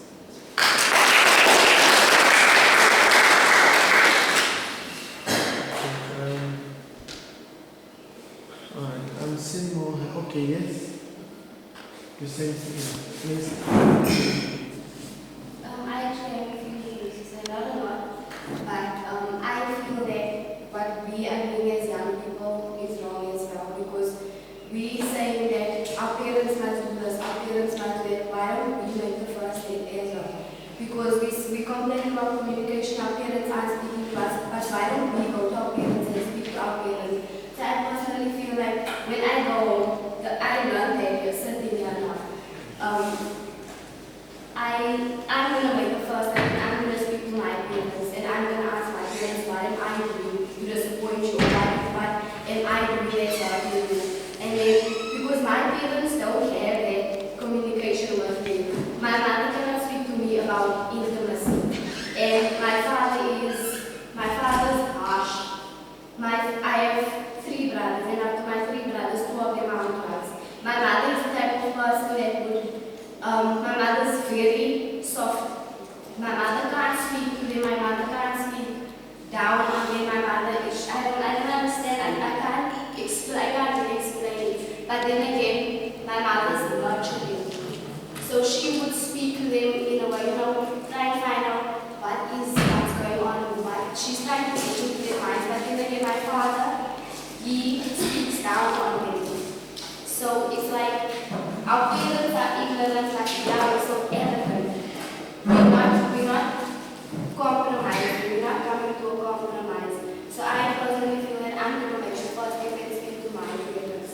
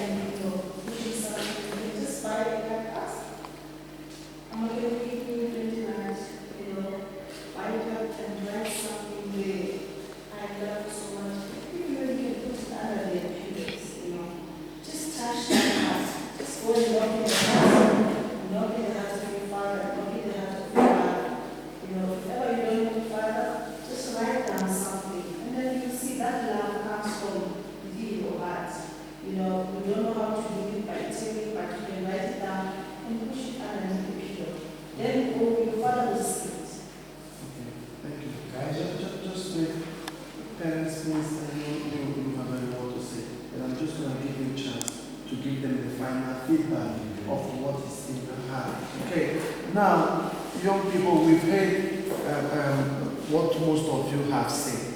But what I want you to do here, remember, this is a place of revival.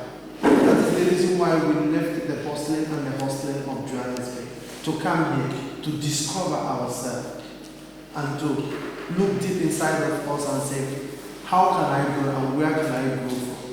What I want you, before you leave and before these parents leave here, they are going to be here as a witness today to say, we want you to tell us exactly. You've said some of the things they do, which they have accepted. But just like Adrian has said, she made a very important point, that she is going to take the first thing. Because you know what, if your parents offend you, they might not say sorry, but you can still go and say sorry to your parents. They are your parents. They might not know it all, but you can show them and they can learn from you as well.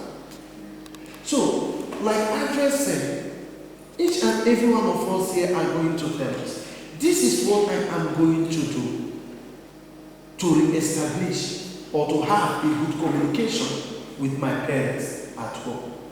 We want you to make that commitment. Let it be one thing that you achieve through this time.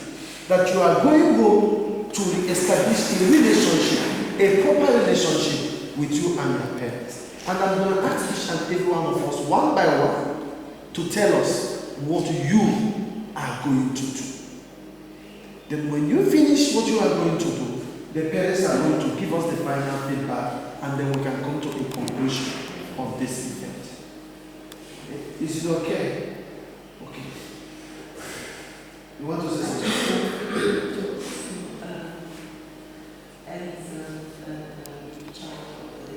I just wanted to tell her that, you know, it is true that the mother will always try to understand what the child is going through. Because the mother feels that that child is weak. But when she looks at the other one, she feels that she looks at that child with strength to support her, to help them. It is not to say she feels less of the one that is not using drugs or at the one. She actually looks at the one to say, you are bold and you can assist me. But the tears are more for the one who's going astray, who's got nothing, who will be nothing at the end of the day. So I'm very proud of my see this situation. Because mommy's I tell her I sit in my bathroom and cry. Because children abuse us as parents many times. Okay. Alright,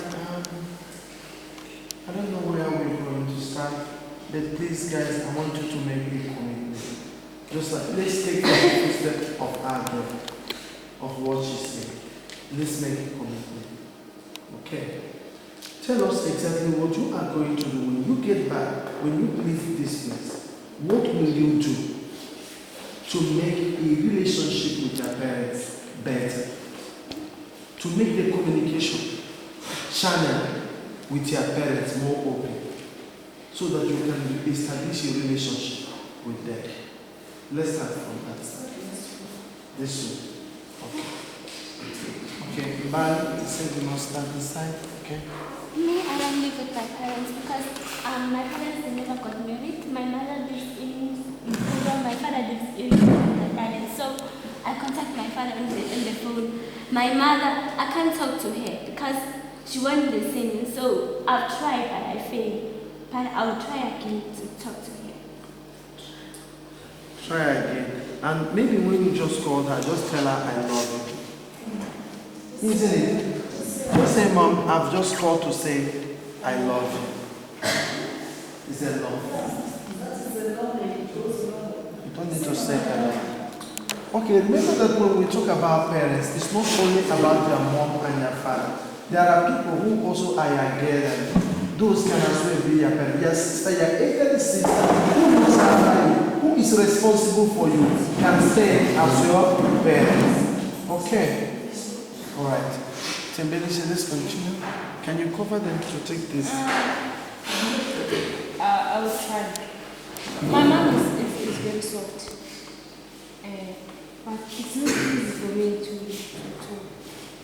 my mom because she used to beat me so hard.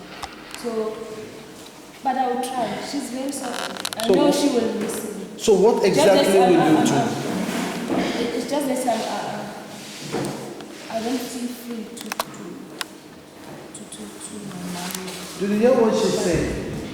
She said she doesn't feel free to talk to her mom.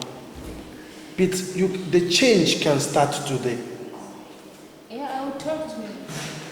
You talk to her. Yes, I will. Okay. To me, please tell us what you're gonna do. My parents are in Free State, so I'm still with my mom. And my mother, she's a very good person, and my dad, I don't know what I'm gonna do because I don't even have his cell phone number. But I'll try to get his number from my mom. I think I'll call him. You call him? Yeah. Do? Unfortunately, I don't know his father, and we actually don't have a good communication with him because he wasn't there for me when I grew up. And now, he wants me to do things for him. Let me make that like an example. Like, I wasn't very sure. He told me, no, you know what, because I'm not working in my job, so try to get a job. Then, because I can see you like my school, then what about you try the next school? Then, during that day, you work. For him, like, that thing really helped me. So, until I tried to speak to him, but I forgive him. But I can say he's not in my age. He has his own things. Like I try. Let me just forgive him and live my life. I think it's good for me. I forgive him. Okay, what you do is that you're forgiving him. But still, he is your parent. There still has to be a way of communication. You know, why don't you just call him and say, I love you? I can't do that because he's my father, but there is something, like, I don't know what to say, but there is something, he wasn't there for me. Sometimes I really need help, and he had, like, he had power to help me, but he didn't help me. I even asked some extended family, is he my grandfather? I said, yeah, he is your father. But in the way he was doing it was something else I didn't know. I ended up like creating my own environment. I was saying, I'll live my life this way, I'll do this, I will do this. So sometimes if I would listen him, like it would take me away from my plans because they're not like building me. Yes. Something happened in my own life. I was discussing with my parents something, and then disaster. Very hard. And I just said that. And then one day I decided to go to his office. He was surprised to see me. Go to the office and say, okay, that thing. This is very supposed. And that thing touched me. It touched me because he was surprised to see me in his office. Maybe you're part of the office. Maybe to really set yourself free, must confront. You see, with maybe just only say I love you, but maybe you had something. If your father know how to wait, you had something. You need to release yourself. You need to do something. You see, you need to do something. To have something, or maybe you see someone who's close to your parent. You explain to him. Let's go there and explain to him. I think you will do something good. Okay. Thank you very much. Did you hear what he said? You can write in. There are so many things you can do. But try to establish a relationship with him before. Okay. Please, let's make it short because just tell us your commitment, what you are going to do to re-establish a relationship with whomever you call a parent. If it's your mother, she is your parent. The best thing that I would do is to respect them and bond with them. Ask them if when anytime maybe I'm doing something, because most of the time we do things thinking that's what you're right. If maybe they see that mistake, they should not just shout. Just call me, sit down, or if they do not meet me halfway, I'll go to them, and try to come up with that bond with the family. That is what it is. Excellent.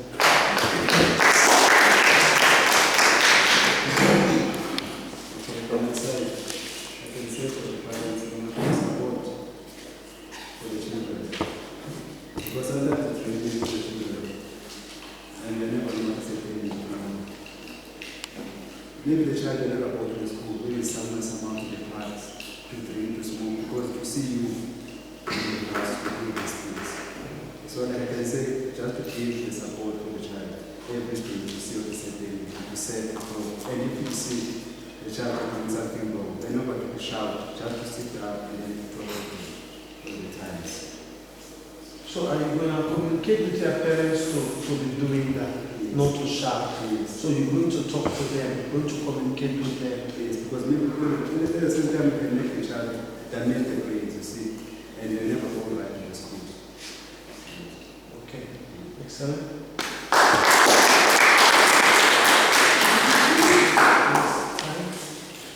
I wouldn't have much to say because my parents do pretty much their parents are asking to do, so I just keep on doing what I usually do. That makes them happy. That makes them happy.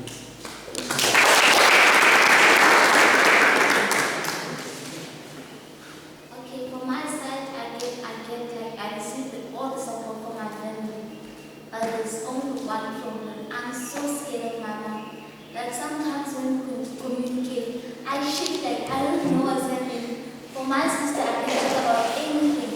But for the side of my mom, I can only communicate about education. When it comes to life, dog, she gets pissed.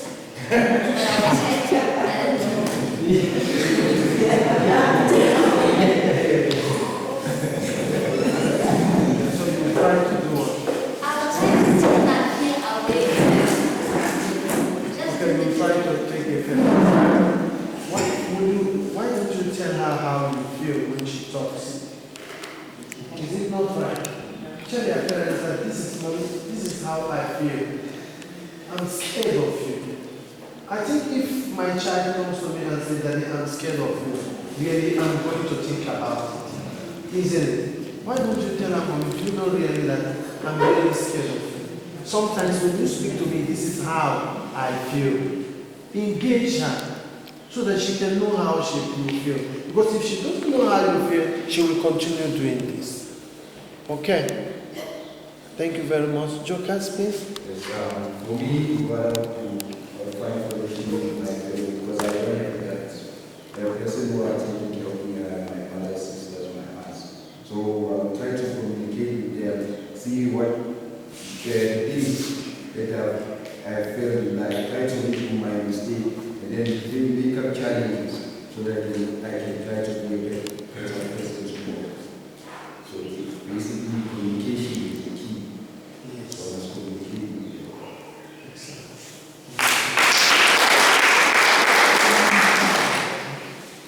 All I can say on my side, I have a good relationship with my father. I have a single mom. As she said, she's scared for my mom. Okay, we're gonna talk about that one. I'm gonna sit down with my mom. I'm not gonna take my mom's side. I'm gonna have a conversation with her. And what I like about my mom, when she's having a problem, she just sit down and have a conversation with her. All I can say out of my side. Nice, thank you.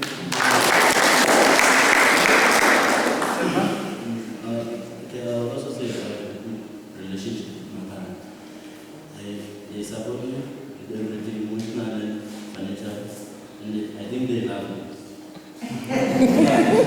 They love me. They trust whatever the decision they are making, in front of it. Yeah. But also what I'm going to do, just to respect them. Amen. Well, me and my mother have the best relationship anyone can ask for. But what I'm going to do after this whole experience, I'll try to do more of what she wants and not what I want. So I'm going to improve more on the listening part and initiating part. The listening part. Very important. Yes. Actually, there's nothing more I can do because I'm not taking my parents about 2 years older than me, so get out of everyone. You get along very well. But you can make the relationship better. Because you see, we can improve on anything and on everything. Okay? So, try to improve on the relationship. Okay? You can even ask your mom, Mommy, are you really happy with me? What can I do to make you happier? Do you hear? What can I do to make you guys happier? And she'll be so happy that you say that. Okay? Okay, sister, please. Is it okay?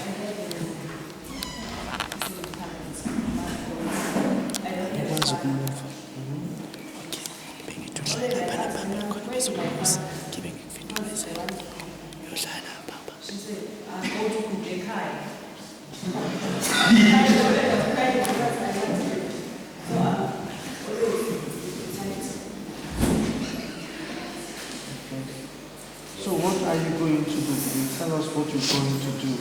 Okay, with your mom, what will you do to make your relationship with your mom better? What will you do?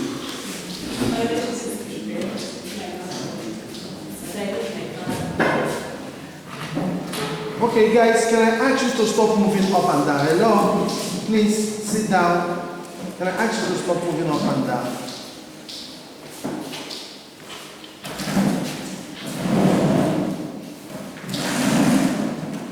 Yes, sister, continue. Yes, the relationship is good between us, but I need my father. Because sometimes I'm sorry. Okay, let's talk to my office. Ne? Yes. Sister? I had a good relationship with my mother, but I hate my father. Because since I was born, and the time I was staying in Sudan, I see every single day that he didn't treat me. I remember one day I was playing netball at school. I go to him and I go to him and I was sitting in cake. He says to me, go and tell your father. Then I go and tell my mother. It was painful for me, and I believe in it. My mother made his plan so that I can be able to get to the kids. But I see him every single day. Okay, we check it first. Now, the third time that I hear about a father that was not there for their children. The question is, and I'm speaking from the point of view of what I have experienced having dealt with issues like this. The question is, this young child saying she's hating her father, and she doesn't know the damage she's doing to herself. She was small. She does not know what happened between mother and father that caused the father to say, "You are not my child." Because mothers have the tendency to say to children that they are grown up, or when they have a relationship and they are not now when they have a fight. She tends to, in order to help the man, she says, "That's not your child." How do you think a man feels? He walks away. And the child grows up without the father. Hatred in her heart, bitterness and all that. And the mother never rectifies that thing to say, this is the reason that Ariana was talking about the father wants him to work. That's the reason why the father was never part of his life. You need to ask yourself this question. Over the mother says, why? And this young person, she's hurting for her father. She needs to find out why was the father never part of the life. And we will find, I'm sorry to say this, we'll find that the problem is not lying or originating with the father. The problem originated with the life. Okay, I think we need to talk again later in my office. We'll talk later. Okay, guys, let's make it short so that the parents can go.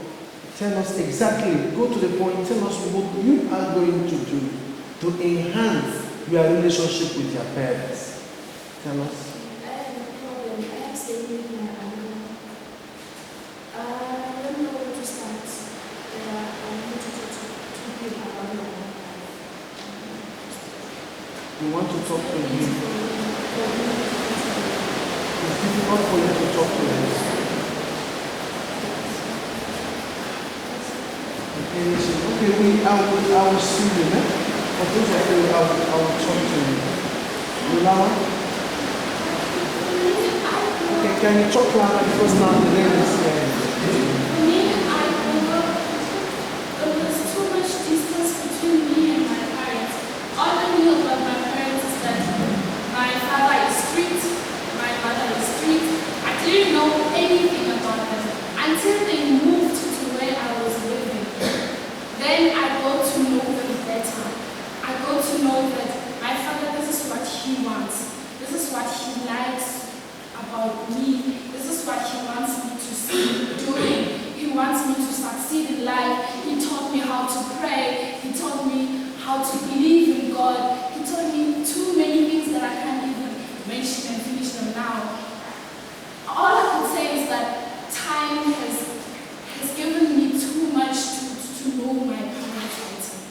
So I'm very happy. Wonderful.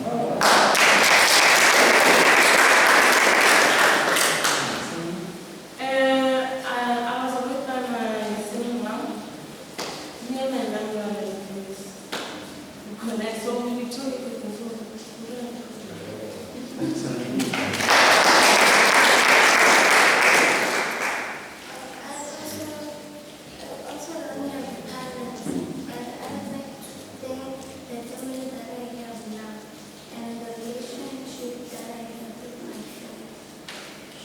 Wonderful. Okay, can I just say something to you, truly? Sometimes when you appreciate something, you can show it. Let the way you live with them and the things you do, you do not even need to say it out if you don't want to say it out, but let your action shows them that you appreciate what they have done for you. Because if they know that you appreciate what they are doing for you, they will become more better. And the relationship can become better, isn't it? Okay. And how do you show that? Through respect, honoring them. Okay, you honor them and you respect them and you obey them. Okay. Brother, okay? It's for me to stop the selfish ways and try to appreciate my parents.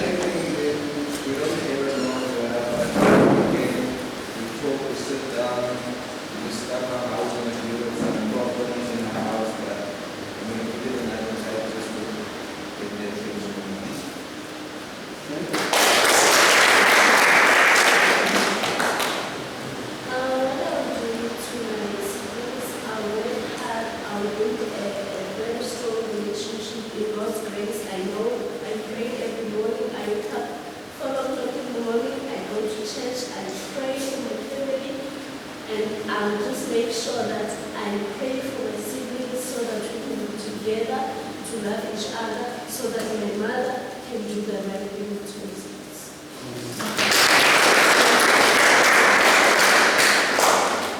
And then you said something. Okay. I don't have any problem with my mother and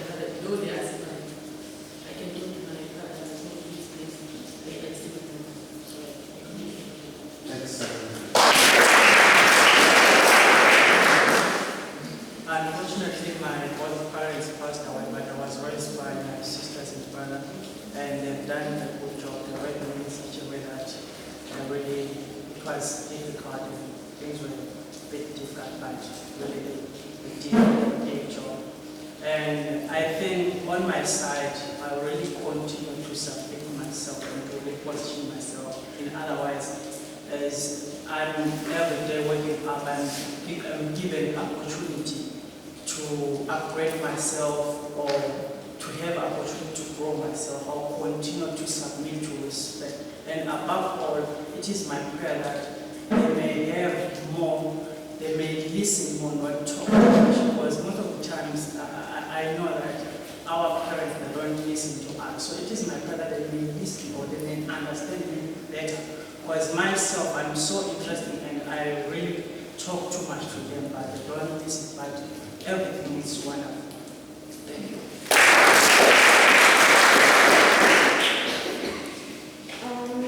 I have a good relationship with my aunt, but other side, I'm trying to forgive my father. He was abused, my mom, until she died 2010. I tried to forgive him. Even now, he suffered. So maybe it's okay. My brother we have to take care of him. But the years, he was not there for us. So you don't forgive him? I tried. I even tried, but I don't think I can forgive him. Okay, let's talk later then. You and me.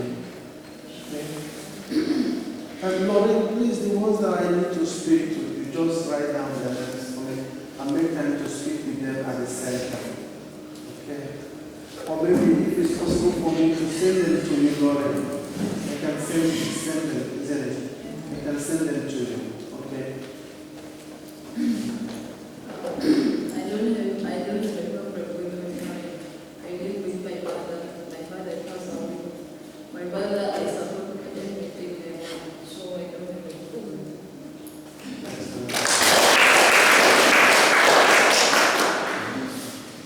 Again, I have a peaceful relationship, but whereas my father didn't have that, so my goal is to try and make my relationship with my father and my people.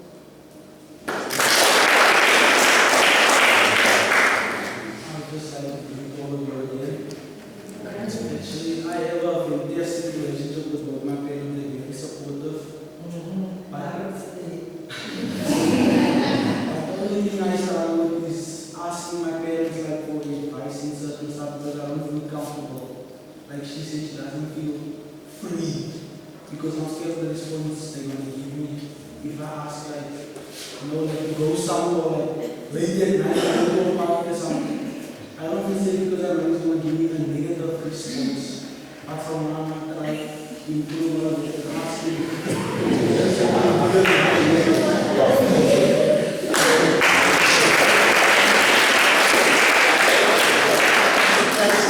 Thank you very much. I believe what I'm going to do, because of time, guys, you've been so wonderful, you've been amazing. In fact, you are so good.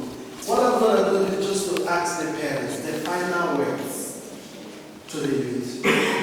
You're not giving only to the youth, also to other parents that are going to watch this DVDs, so that's something that can help them also to build a better relationship with their families. Okay, we start with Laura. Okay. As you realize that quite a lot of emotions were involved. So what I would like to request, we could listen to what they're saying, just to give people how to heal or get past, or how to try to find ways to heal the wounds that the little kids that we opened. There's quite a lot of things that are deeply embedded. So with their experience, how to go past it or how to go out to seek help to cover that up or heal it. Very important. Healing is important. All right. If I pass the next, it's 10% discount. As I already told you, I learned something to stay when I'm talking. See, we always. Can you remind me, what do you say when you address here? Like, Locks fair. Fiat. Oh, Fiat. And then what do they say? Show the light. Then you say show the light, they say locks. Show the light. You know what it's called? It's called addressing. You know why it's used like that? Because when you are about to talk, you put an address, you address first. I'll talk about respect. That's where respect comes from. I know we're of different cultures, but never call your mother or your father with me. I mean, it doesn't look good. That's where respect starts. If you think you will respect your parents, but you are still calling them just like that, you will miss it. For example, this is my father. Just take a look. Alex, I want money. Does it sound good? It doesn't. Just learn it. If you are doing that, it's not that you are wrong, but just improve it. Then the second thing, attitude. No, most of the times you might not be saying something wrong, but the way you are saying it. This goes in both sides. See, the way you talk to your parents, just try to be disciplined. Just put a smile on your face. It will destroy every barrier that you have in communication. Because if maybe you are going to 21st birthday of your friend, your parents don't understand any of those things. And then you are eating, now you see, Father, I'm going to that 21st birthday and I want this and that. Like, your approach is important. Even the way you say, just put a smile. Father, there's a 21st birthday. Then I want to go to that. Like, the way you talk, your attitude is very important. In order for you to be listened. A tip, put a smile when you talk to everyone. Thirdly, the reasons. Parents, you've got to understand. Today's generation is the generation of reasons. You know what? In school, they teach us that you don't have an answer which is wrong. Everything you say is right. That's OPE, right? Yes. That's OPE. Some of you know. Everything you say is right. So that's what they are taught in schools. So in order to unlock that barrier in your children, learn to put the reasons. Because a parent might say to you, it is wrong for you to have a boyfriend at this stage without reasons. This is a generation of reasons. So let's try to give them reasons. If you think, say, or anyone, you think that unlocking that relationship or that communication barrier will come from this side. This one, we talk, we don't have a problem with that. We talk too much. But that has to be unlocked on our parents' side.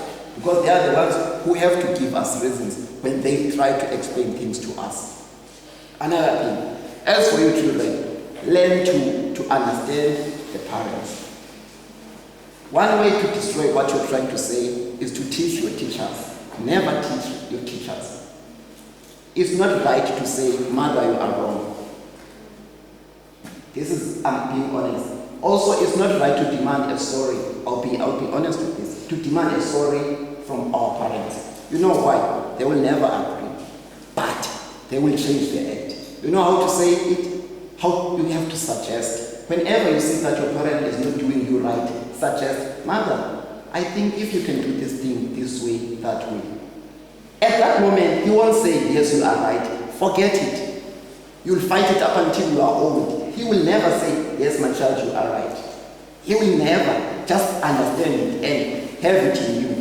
Just suggest it and leave it there. Don't argue. They don't like that because you know that we know too much. Some of the things they don't know. So they don't want you to tell them tomorrow that, you see, I'm raising you. They want to have that sense of being a parent that I am raising my child. So let's move on that way. Never demand those things from our parents.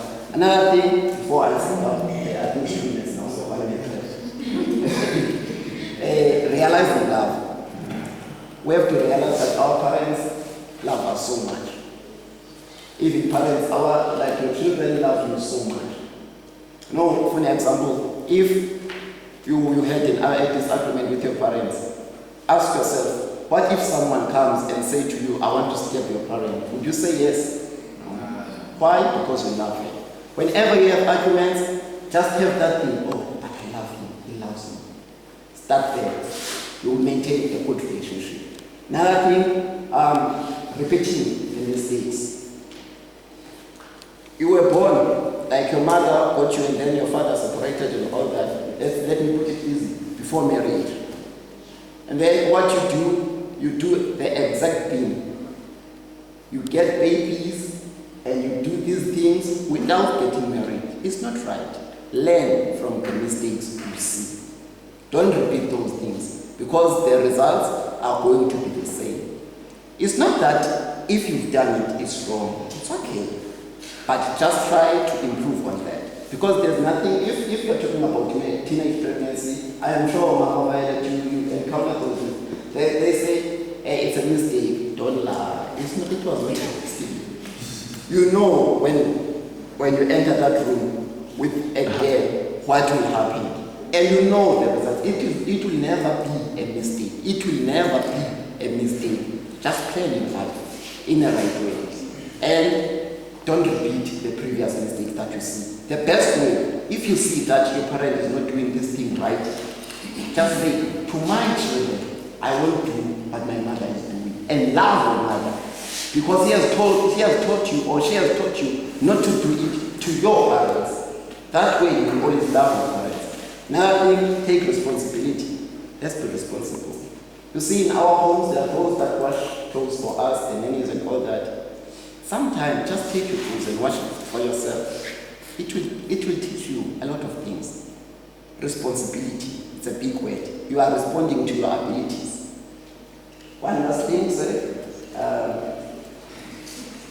Or you want me to continue? Okay. Background. Yes. Background. No, it doesn't matter where you come from. I mean, if there were many doors in this auditorium, it doesn't matter which door you entered. It doesn't matter which door you entered. But the most important thing is that you are here. We are all participating in the same things. So what my advice is that if, as we are here on earth, just live, have goals. That's the only thing that will keep you going. And don't care much about the things that don't affect your future. Care much on those things that you think they will put you in a better place in life. And parents, please be involved. As children, we like to be asked, how was your day? What did you do today? What did you do today? And for children, it will be easier to say, one day today I went to spa and I met this lady. That lady was beautiful and all that. You are just saying passing. You see, that way it's easy. Parents, what I encourage, ask your children, what is that? Thank you so much.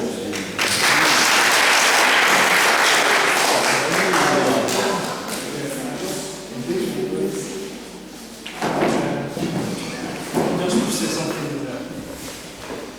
I know there is many people are suffering about father and mother. Let me give my view as pastor. There is someone who claims to be a father, claims to be a mother. God is real. If I don't know if you are born again, but if you are born again, trust God. He can be your father, he can be your mother. He's able to do everything you want. Those affections you need as father or as mother, he can give it to you. The Holy Spirit, he can give it to you. He can tell you like father, like mother. Trust him. I think he's that father, that mother is a real mother, is a real father. He had everything. You know, as parent, as father, I don't know many things. Even myself, I tell myself to how to raise my children. You see, you guys, thank you for coming here. I think it's a time for you to just to understand that there is someone, that's mean God is able to do everything you want. In your future, you can't trust your father or your mother for your future. You can trust God for your future. Take time, really build a relationship with your God. And then you see, He's the real God. He's real. He's someone who talks, someone who listens to you. He can help you in your life. You know what? Why I say that? Because sometimes there's a curse, even for families, curse from your mother. That curse comes upon you. If you really know God can stop that curse in your life, and help you. Thank you.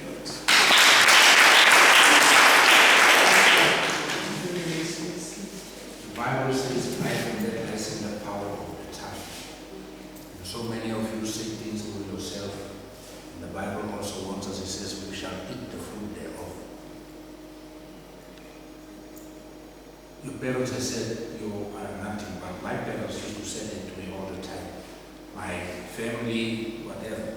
Apart from the year when I was 39 years old, I was told I will not amount to anything in life.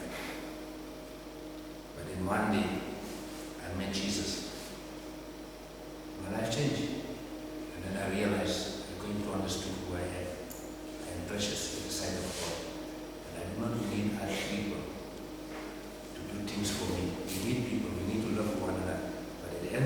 today. It's what I say, it's what I think. The Bible says, as a man thinketh in his heart, so is he. It is what you think yourself that's important. And based upon that, it is the type of decisions that you're going to make that can determine where you end up in life. The type of friends you choose also have either a good or a bad effect upon your life. With the young girls today, please, my plea unto you is, don't fall for any joke. Because if you are not able to stand for something, you do not believe in something, you will fall for anything. These boys, they can tell you anything and you will believe it because you haven't found who you are. Find out who you are. Then you'll be able to resist the temptation. Very easy. And another thing, and I close with this, even you young boys, please remember, HIV and AIDS is real. I have buried quite a number of young people. And the stigma attached to it, the parents would say they died of cancer or TB. But I know the difference. Rather abstain, wait until you are married, seek counseling, than to think this thought that it will never happen to you. Thanks, Pastor.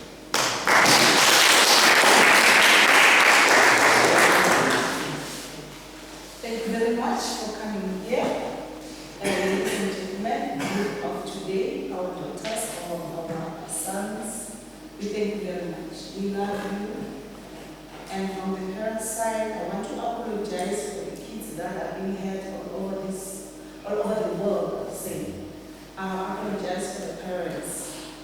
You know, we also make mistakes. We are human, right? We do mistakes. But we like to apologize for the parents that have had their children, for the fathers that are not there for their sons, because the sons need to look like they leave their role model, their father. You cannot grow as a man without a role model. You are going to do wrong mistakes, wrong things, biggest mistakes. You need to have a father to grow you up, or either your uncle to simulate whatever he's doing. You can't grow up without a male figure in the house. Likewise, women. We also, I can be a woman, but I cannot stay alone. You need a father figure. It's a main important thing. Now, what I'm saying is that I want to apologize for the mothers or for the parents that have had their children around the world. I want to send the love that I have in my heart to those kids that are being hurt. I was one of them. But because I made God my friend, therefore I grew up. And I saw the vision, I saw my future is here I am today. I thank God for that. Now what I'm saying again is parents, love your children, let them be special in your heart. Give them a chance to grow, please. Give them a chance to grow, because if you make them adults when they are young, when they are old, they turn back and become young. Give them a chance to grow with love and happiness. Do not destroy them. Do not destroy their future. Make sure you do something that they go forward. And you look today, we know that you are the youth of microwaves. You are the youth of blackberries. We know that. Please respect your mothers, your fathers, your parents, your guardians. Respect them. Respect is a reciprocal. It goes a long way. You grew up with it. So respect them. And for the parents, share the bread of life with your kids. If ever you are praying, call all of them. Pray with them. By so doing, God will always bless everybody in the house. Always. In Jesus' name. Amen. Amen.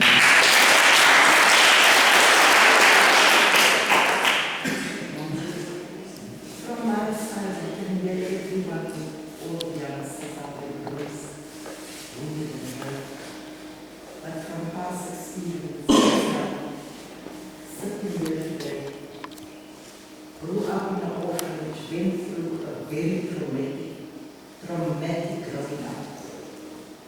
up till today, I cannot tell you who is my father because I never met him.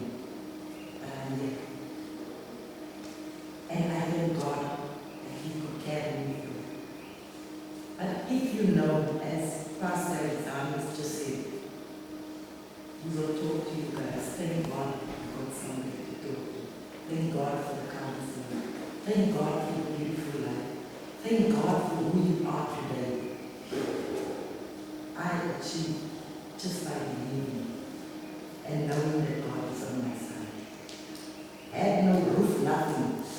And that is why it hurts so badly when your own children are taking the wrong direction. So as youngsters, appreciate God loves you. Just trust and believe. If you are God, don't brainwash. Learn today to say that whether I do right, there are consequences. Whether I do wrong, there are consequences. Whether I do drugs, drink, whatever, I'm going to pay the price. Whether I do good, I'm going to pay the price. So what do? I trust and I believe in God. He's got a lot of help youngsters of today. As my sister said, the old people always say, people of today. Yes, of today. You're at home. You can go anywhere and you will get assistance. So grab hold of it. Embrace it. Love the people around you that want to share. I'm proud of where I am today. You can also. You can also be proud. That's a matter of my ways to me. I stand up and I walk. I will do what you later on. Because it is not me, it is him. It is not my parents that passed away when I was young that I could do something. No. They did how what happened. I have got to life because God put each and every one of us on this earth for a reason. There's so many storms at that particular time, but only one will do. Because he said it's not a plan and a purpose for each of our lives. So let us get hold of that. I love you, God loves you too. Amen.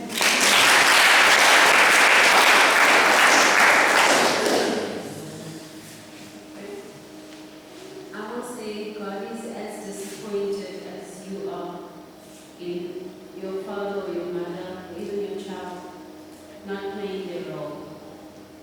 But at the end of the day, each one must take responsibility for their own life decisions. I love what the lady said. I don't get you anything. Some minutes. Okay. If you listen to a life story, many people's lives don't turn out very well if they had that kind of background. In the midst of all that, and she can't even tell us half of what she went through. But in the midst of all that, it's her personal choices every day that made her to sit here today. So really, no one, I told my son the other day that you are not alone, my boy, you're never alone. I am always there with you. I'm not with you. You know who's always with you. He knows that too well. God is always with you. But I said that from me to you, live your life as if you are alone. Make some bold decisions and work out your path for yourself. There's one young man there that said, you remember? Okay? That said, he just decided, I'm going to work it out for myself. The Bible says, work out your own salvation with fear and trembling. So just work it out and say, I'm going to have to do this and that. I'm going to have to see myself somewhere. And I'm going to have to start doing something today to work towards it. So whether you've got your parents supporting you, or your brothers and sisters or whatever, or whether you don't have any support, live the same anyway. And take full responsibility of what you're doing today.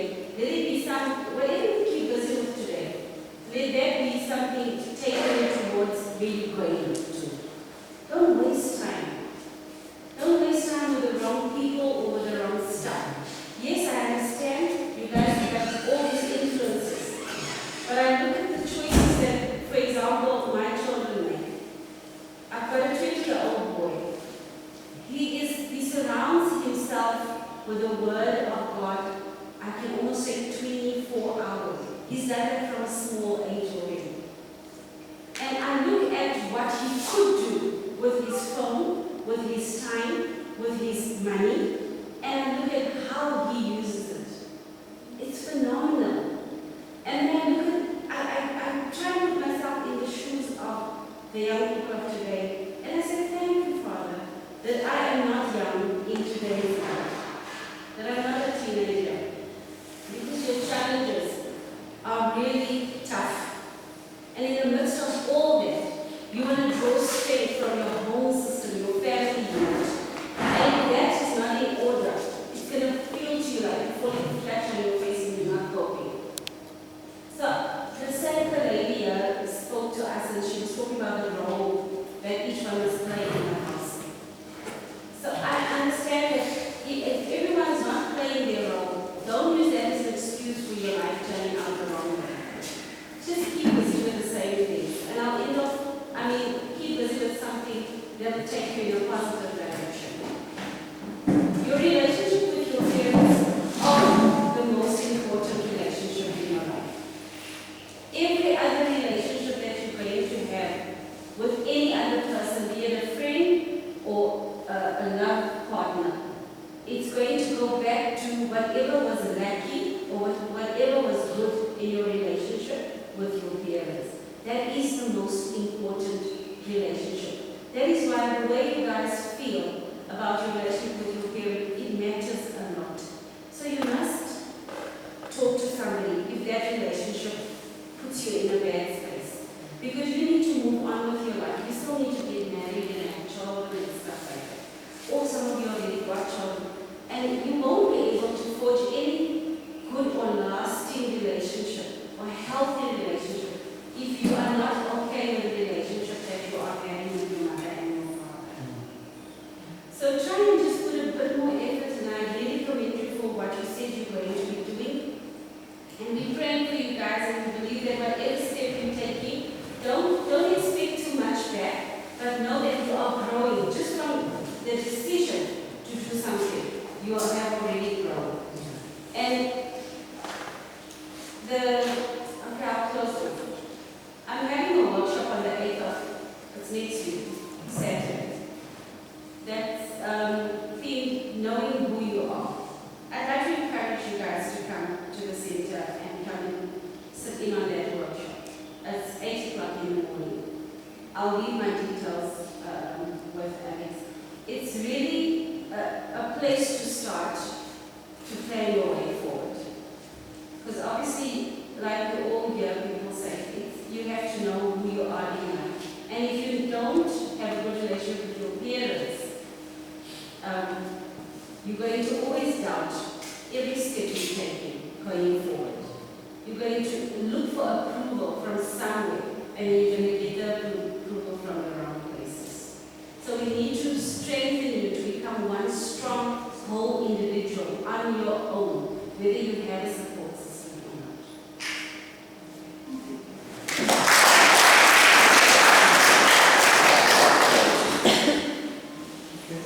I'm just gonna, when you're sitting there looking for the camera, hence the last word, please, over here. What I like to say is thank you very much for being here. And please guys, you must know that you are born for God brought you on this earth for a purpose. And that purpose is not for you to be a beggar, to be a dragon, or to be somebody who have a hatred in herself or himself. Like you said, let's say your parents are separated. Your father is living there, you are living with your mother. And you are giving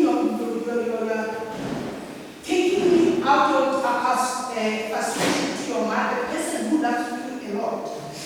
Don't forget, love her, love them all, and you must know that you are created by God's image. That's my way. Thank you.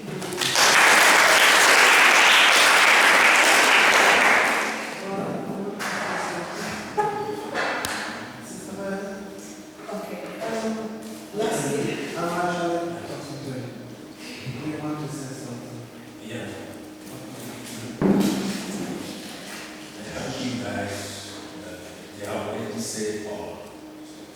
So I would like to advise you people to please my brother who is, guiding people with his wisdom, to follow his advice, to respect parents, give what say that they don't have, give what they have, say they are important with parents, we respect them, and follow the instruction of Mr. Alex so that you people can, to live long and become somebody in South Africa.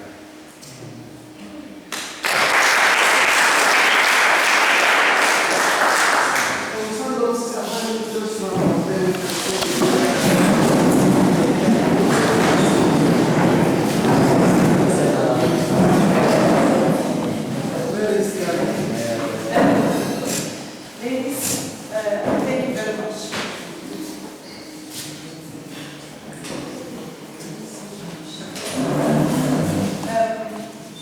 I'm a chairperson of the University Society, and I'm a component in the AIDS. I don't take things light. Whatever we have discussed here, take it seriously. I just want to thank you very much, very, very from the bottom of my heart for being here. And I want to thank Alex, all of you pastors, and may God bless you people. Are you pastor also? That's okay. They are prophesied. I want to thank you very much, ladies and gentlemen, and our council member. Thank you. Thank you so much for being here. As you can see, you've got a lot of job to do, as you can see. So, ladies and gentlemen, my kids, I love you so much. We thank you so much for being here. And I think next time, you are the one who's going to teach the teacher. You're going to teach us, then. I want to sit down one day and listen to you. I thank you so much from the bottom of my heart. Ne?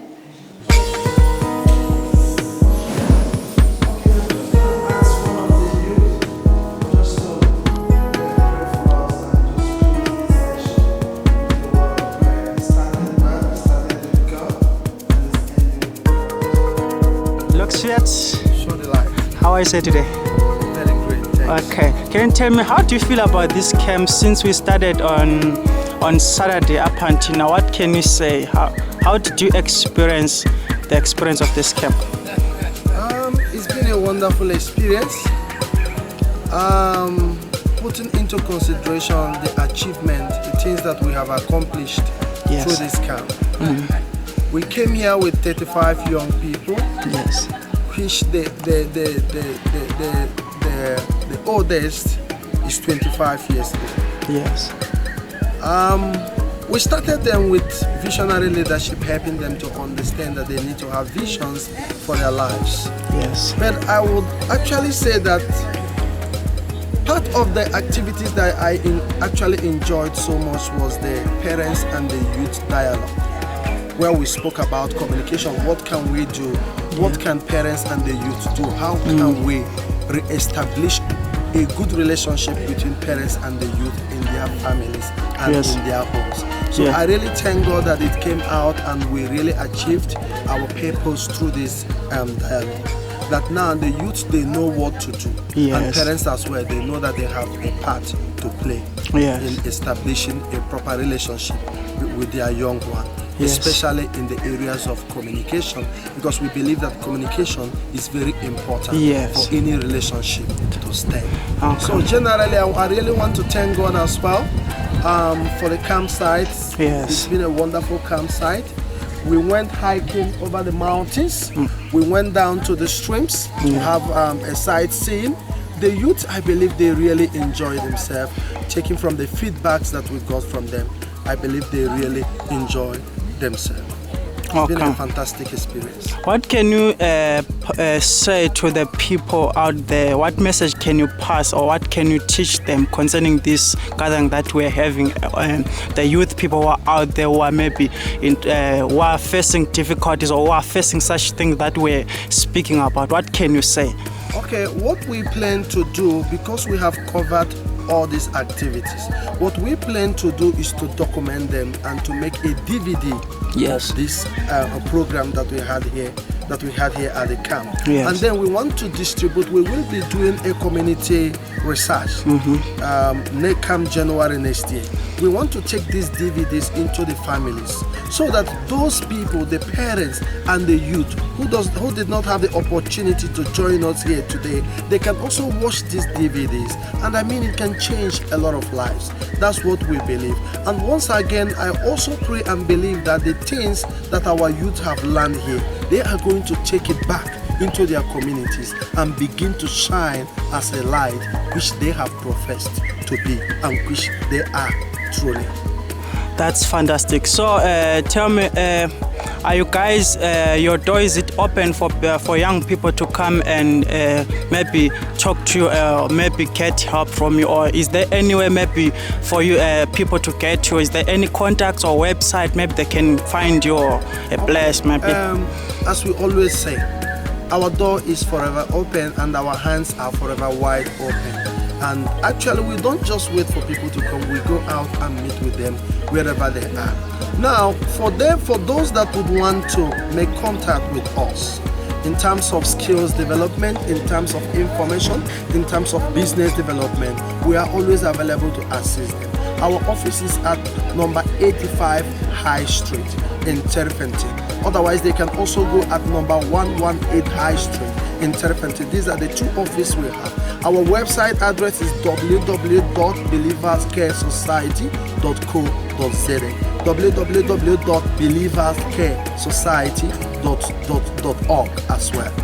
But I would prefer them to go to the .org website because there they can get more information with regard to our programs and our activities. Our phone number is 011-434-1894. They can get hold of us through this contact. Okay, at last, what message can you give to the people since we are going to 2013? What message can you give to the young people as we are going to 2013? Vision, very important. A life that does not have vision does not have purpose and does not have direction. Vision. Write down your visions. Write out your plans, how you're going to achieve that vision, and go about achieving it. All things are possible. Thank you very much. May God bless you. Thanks.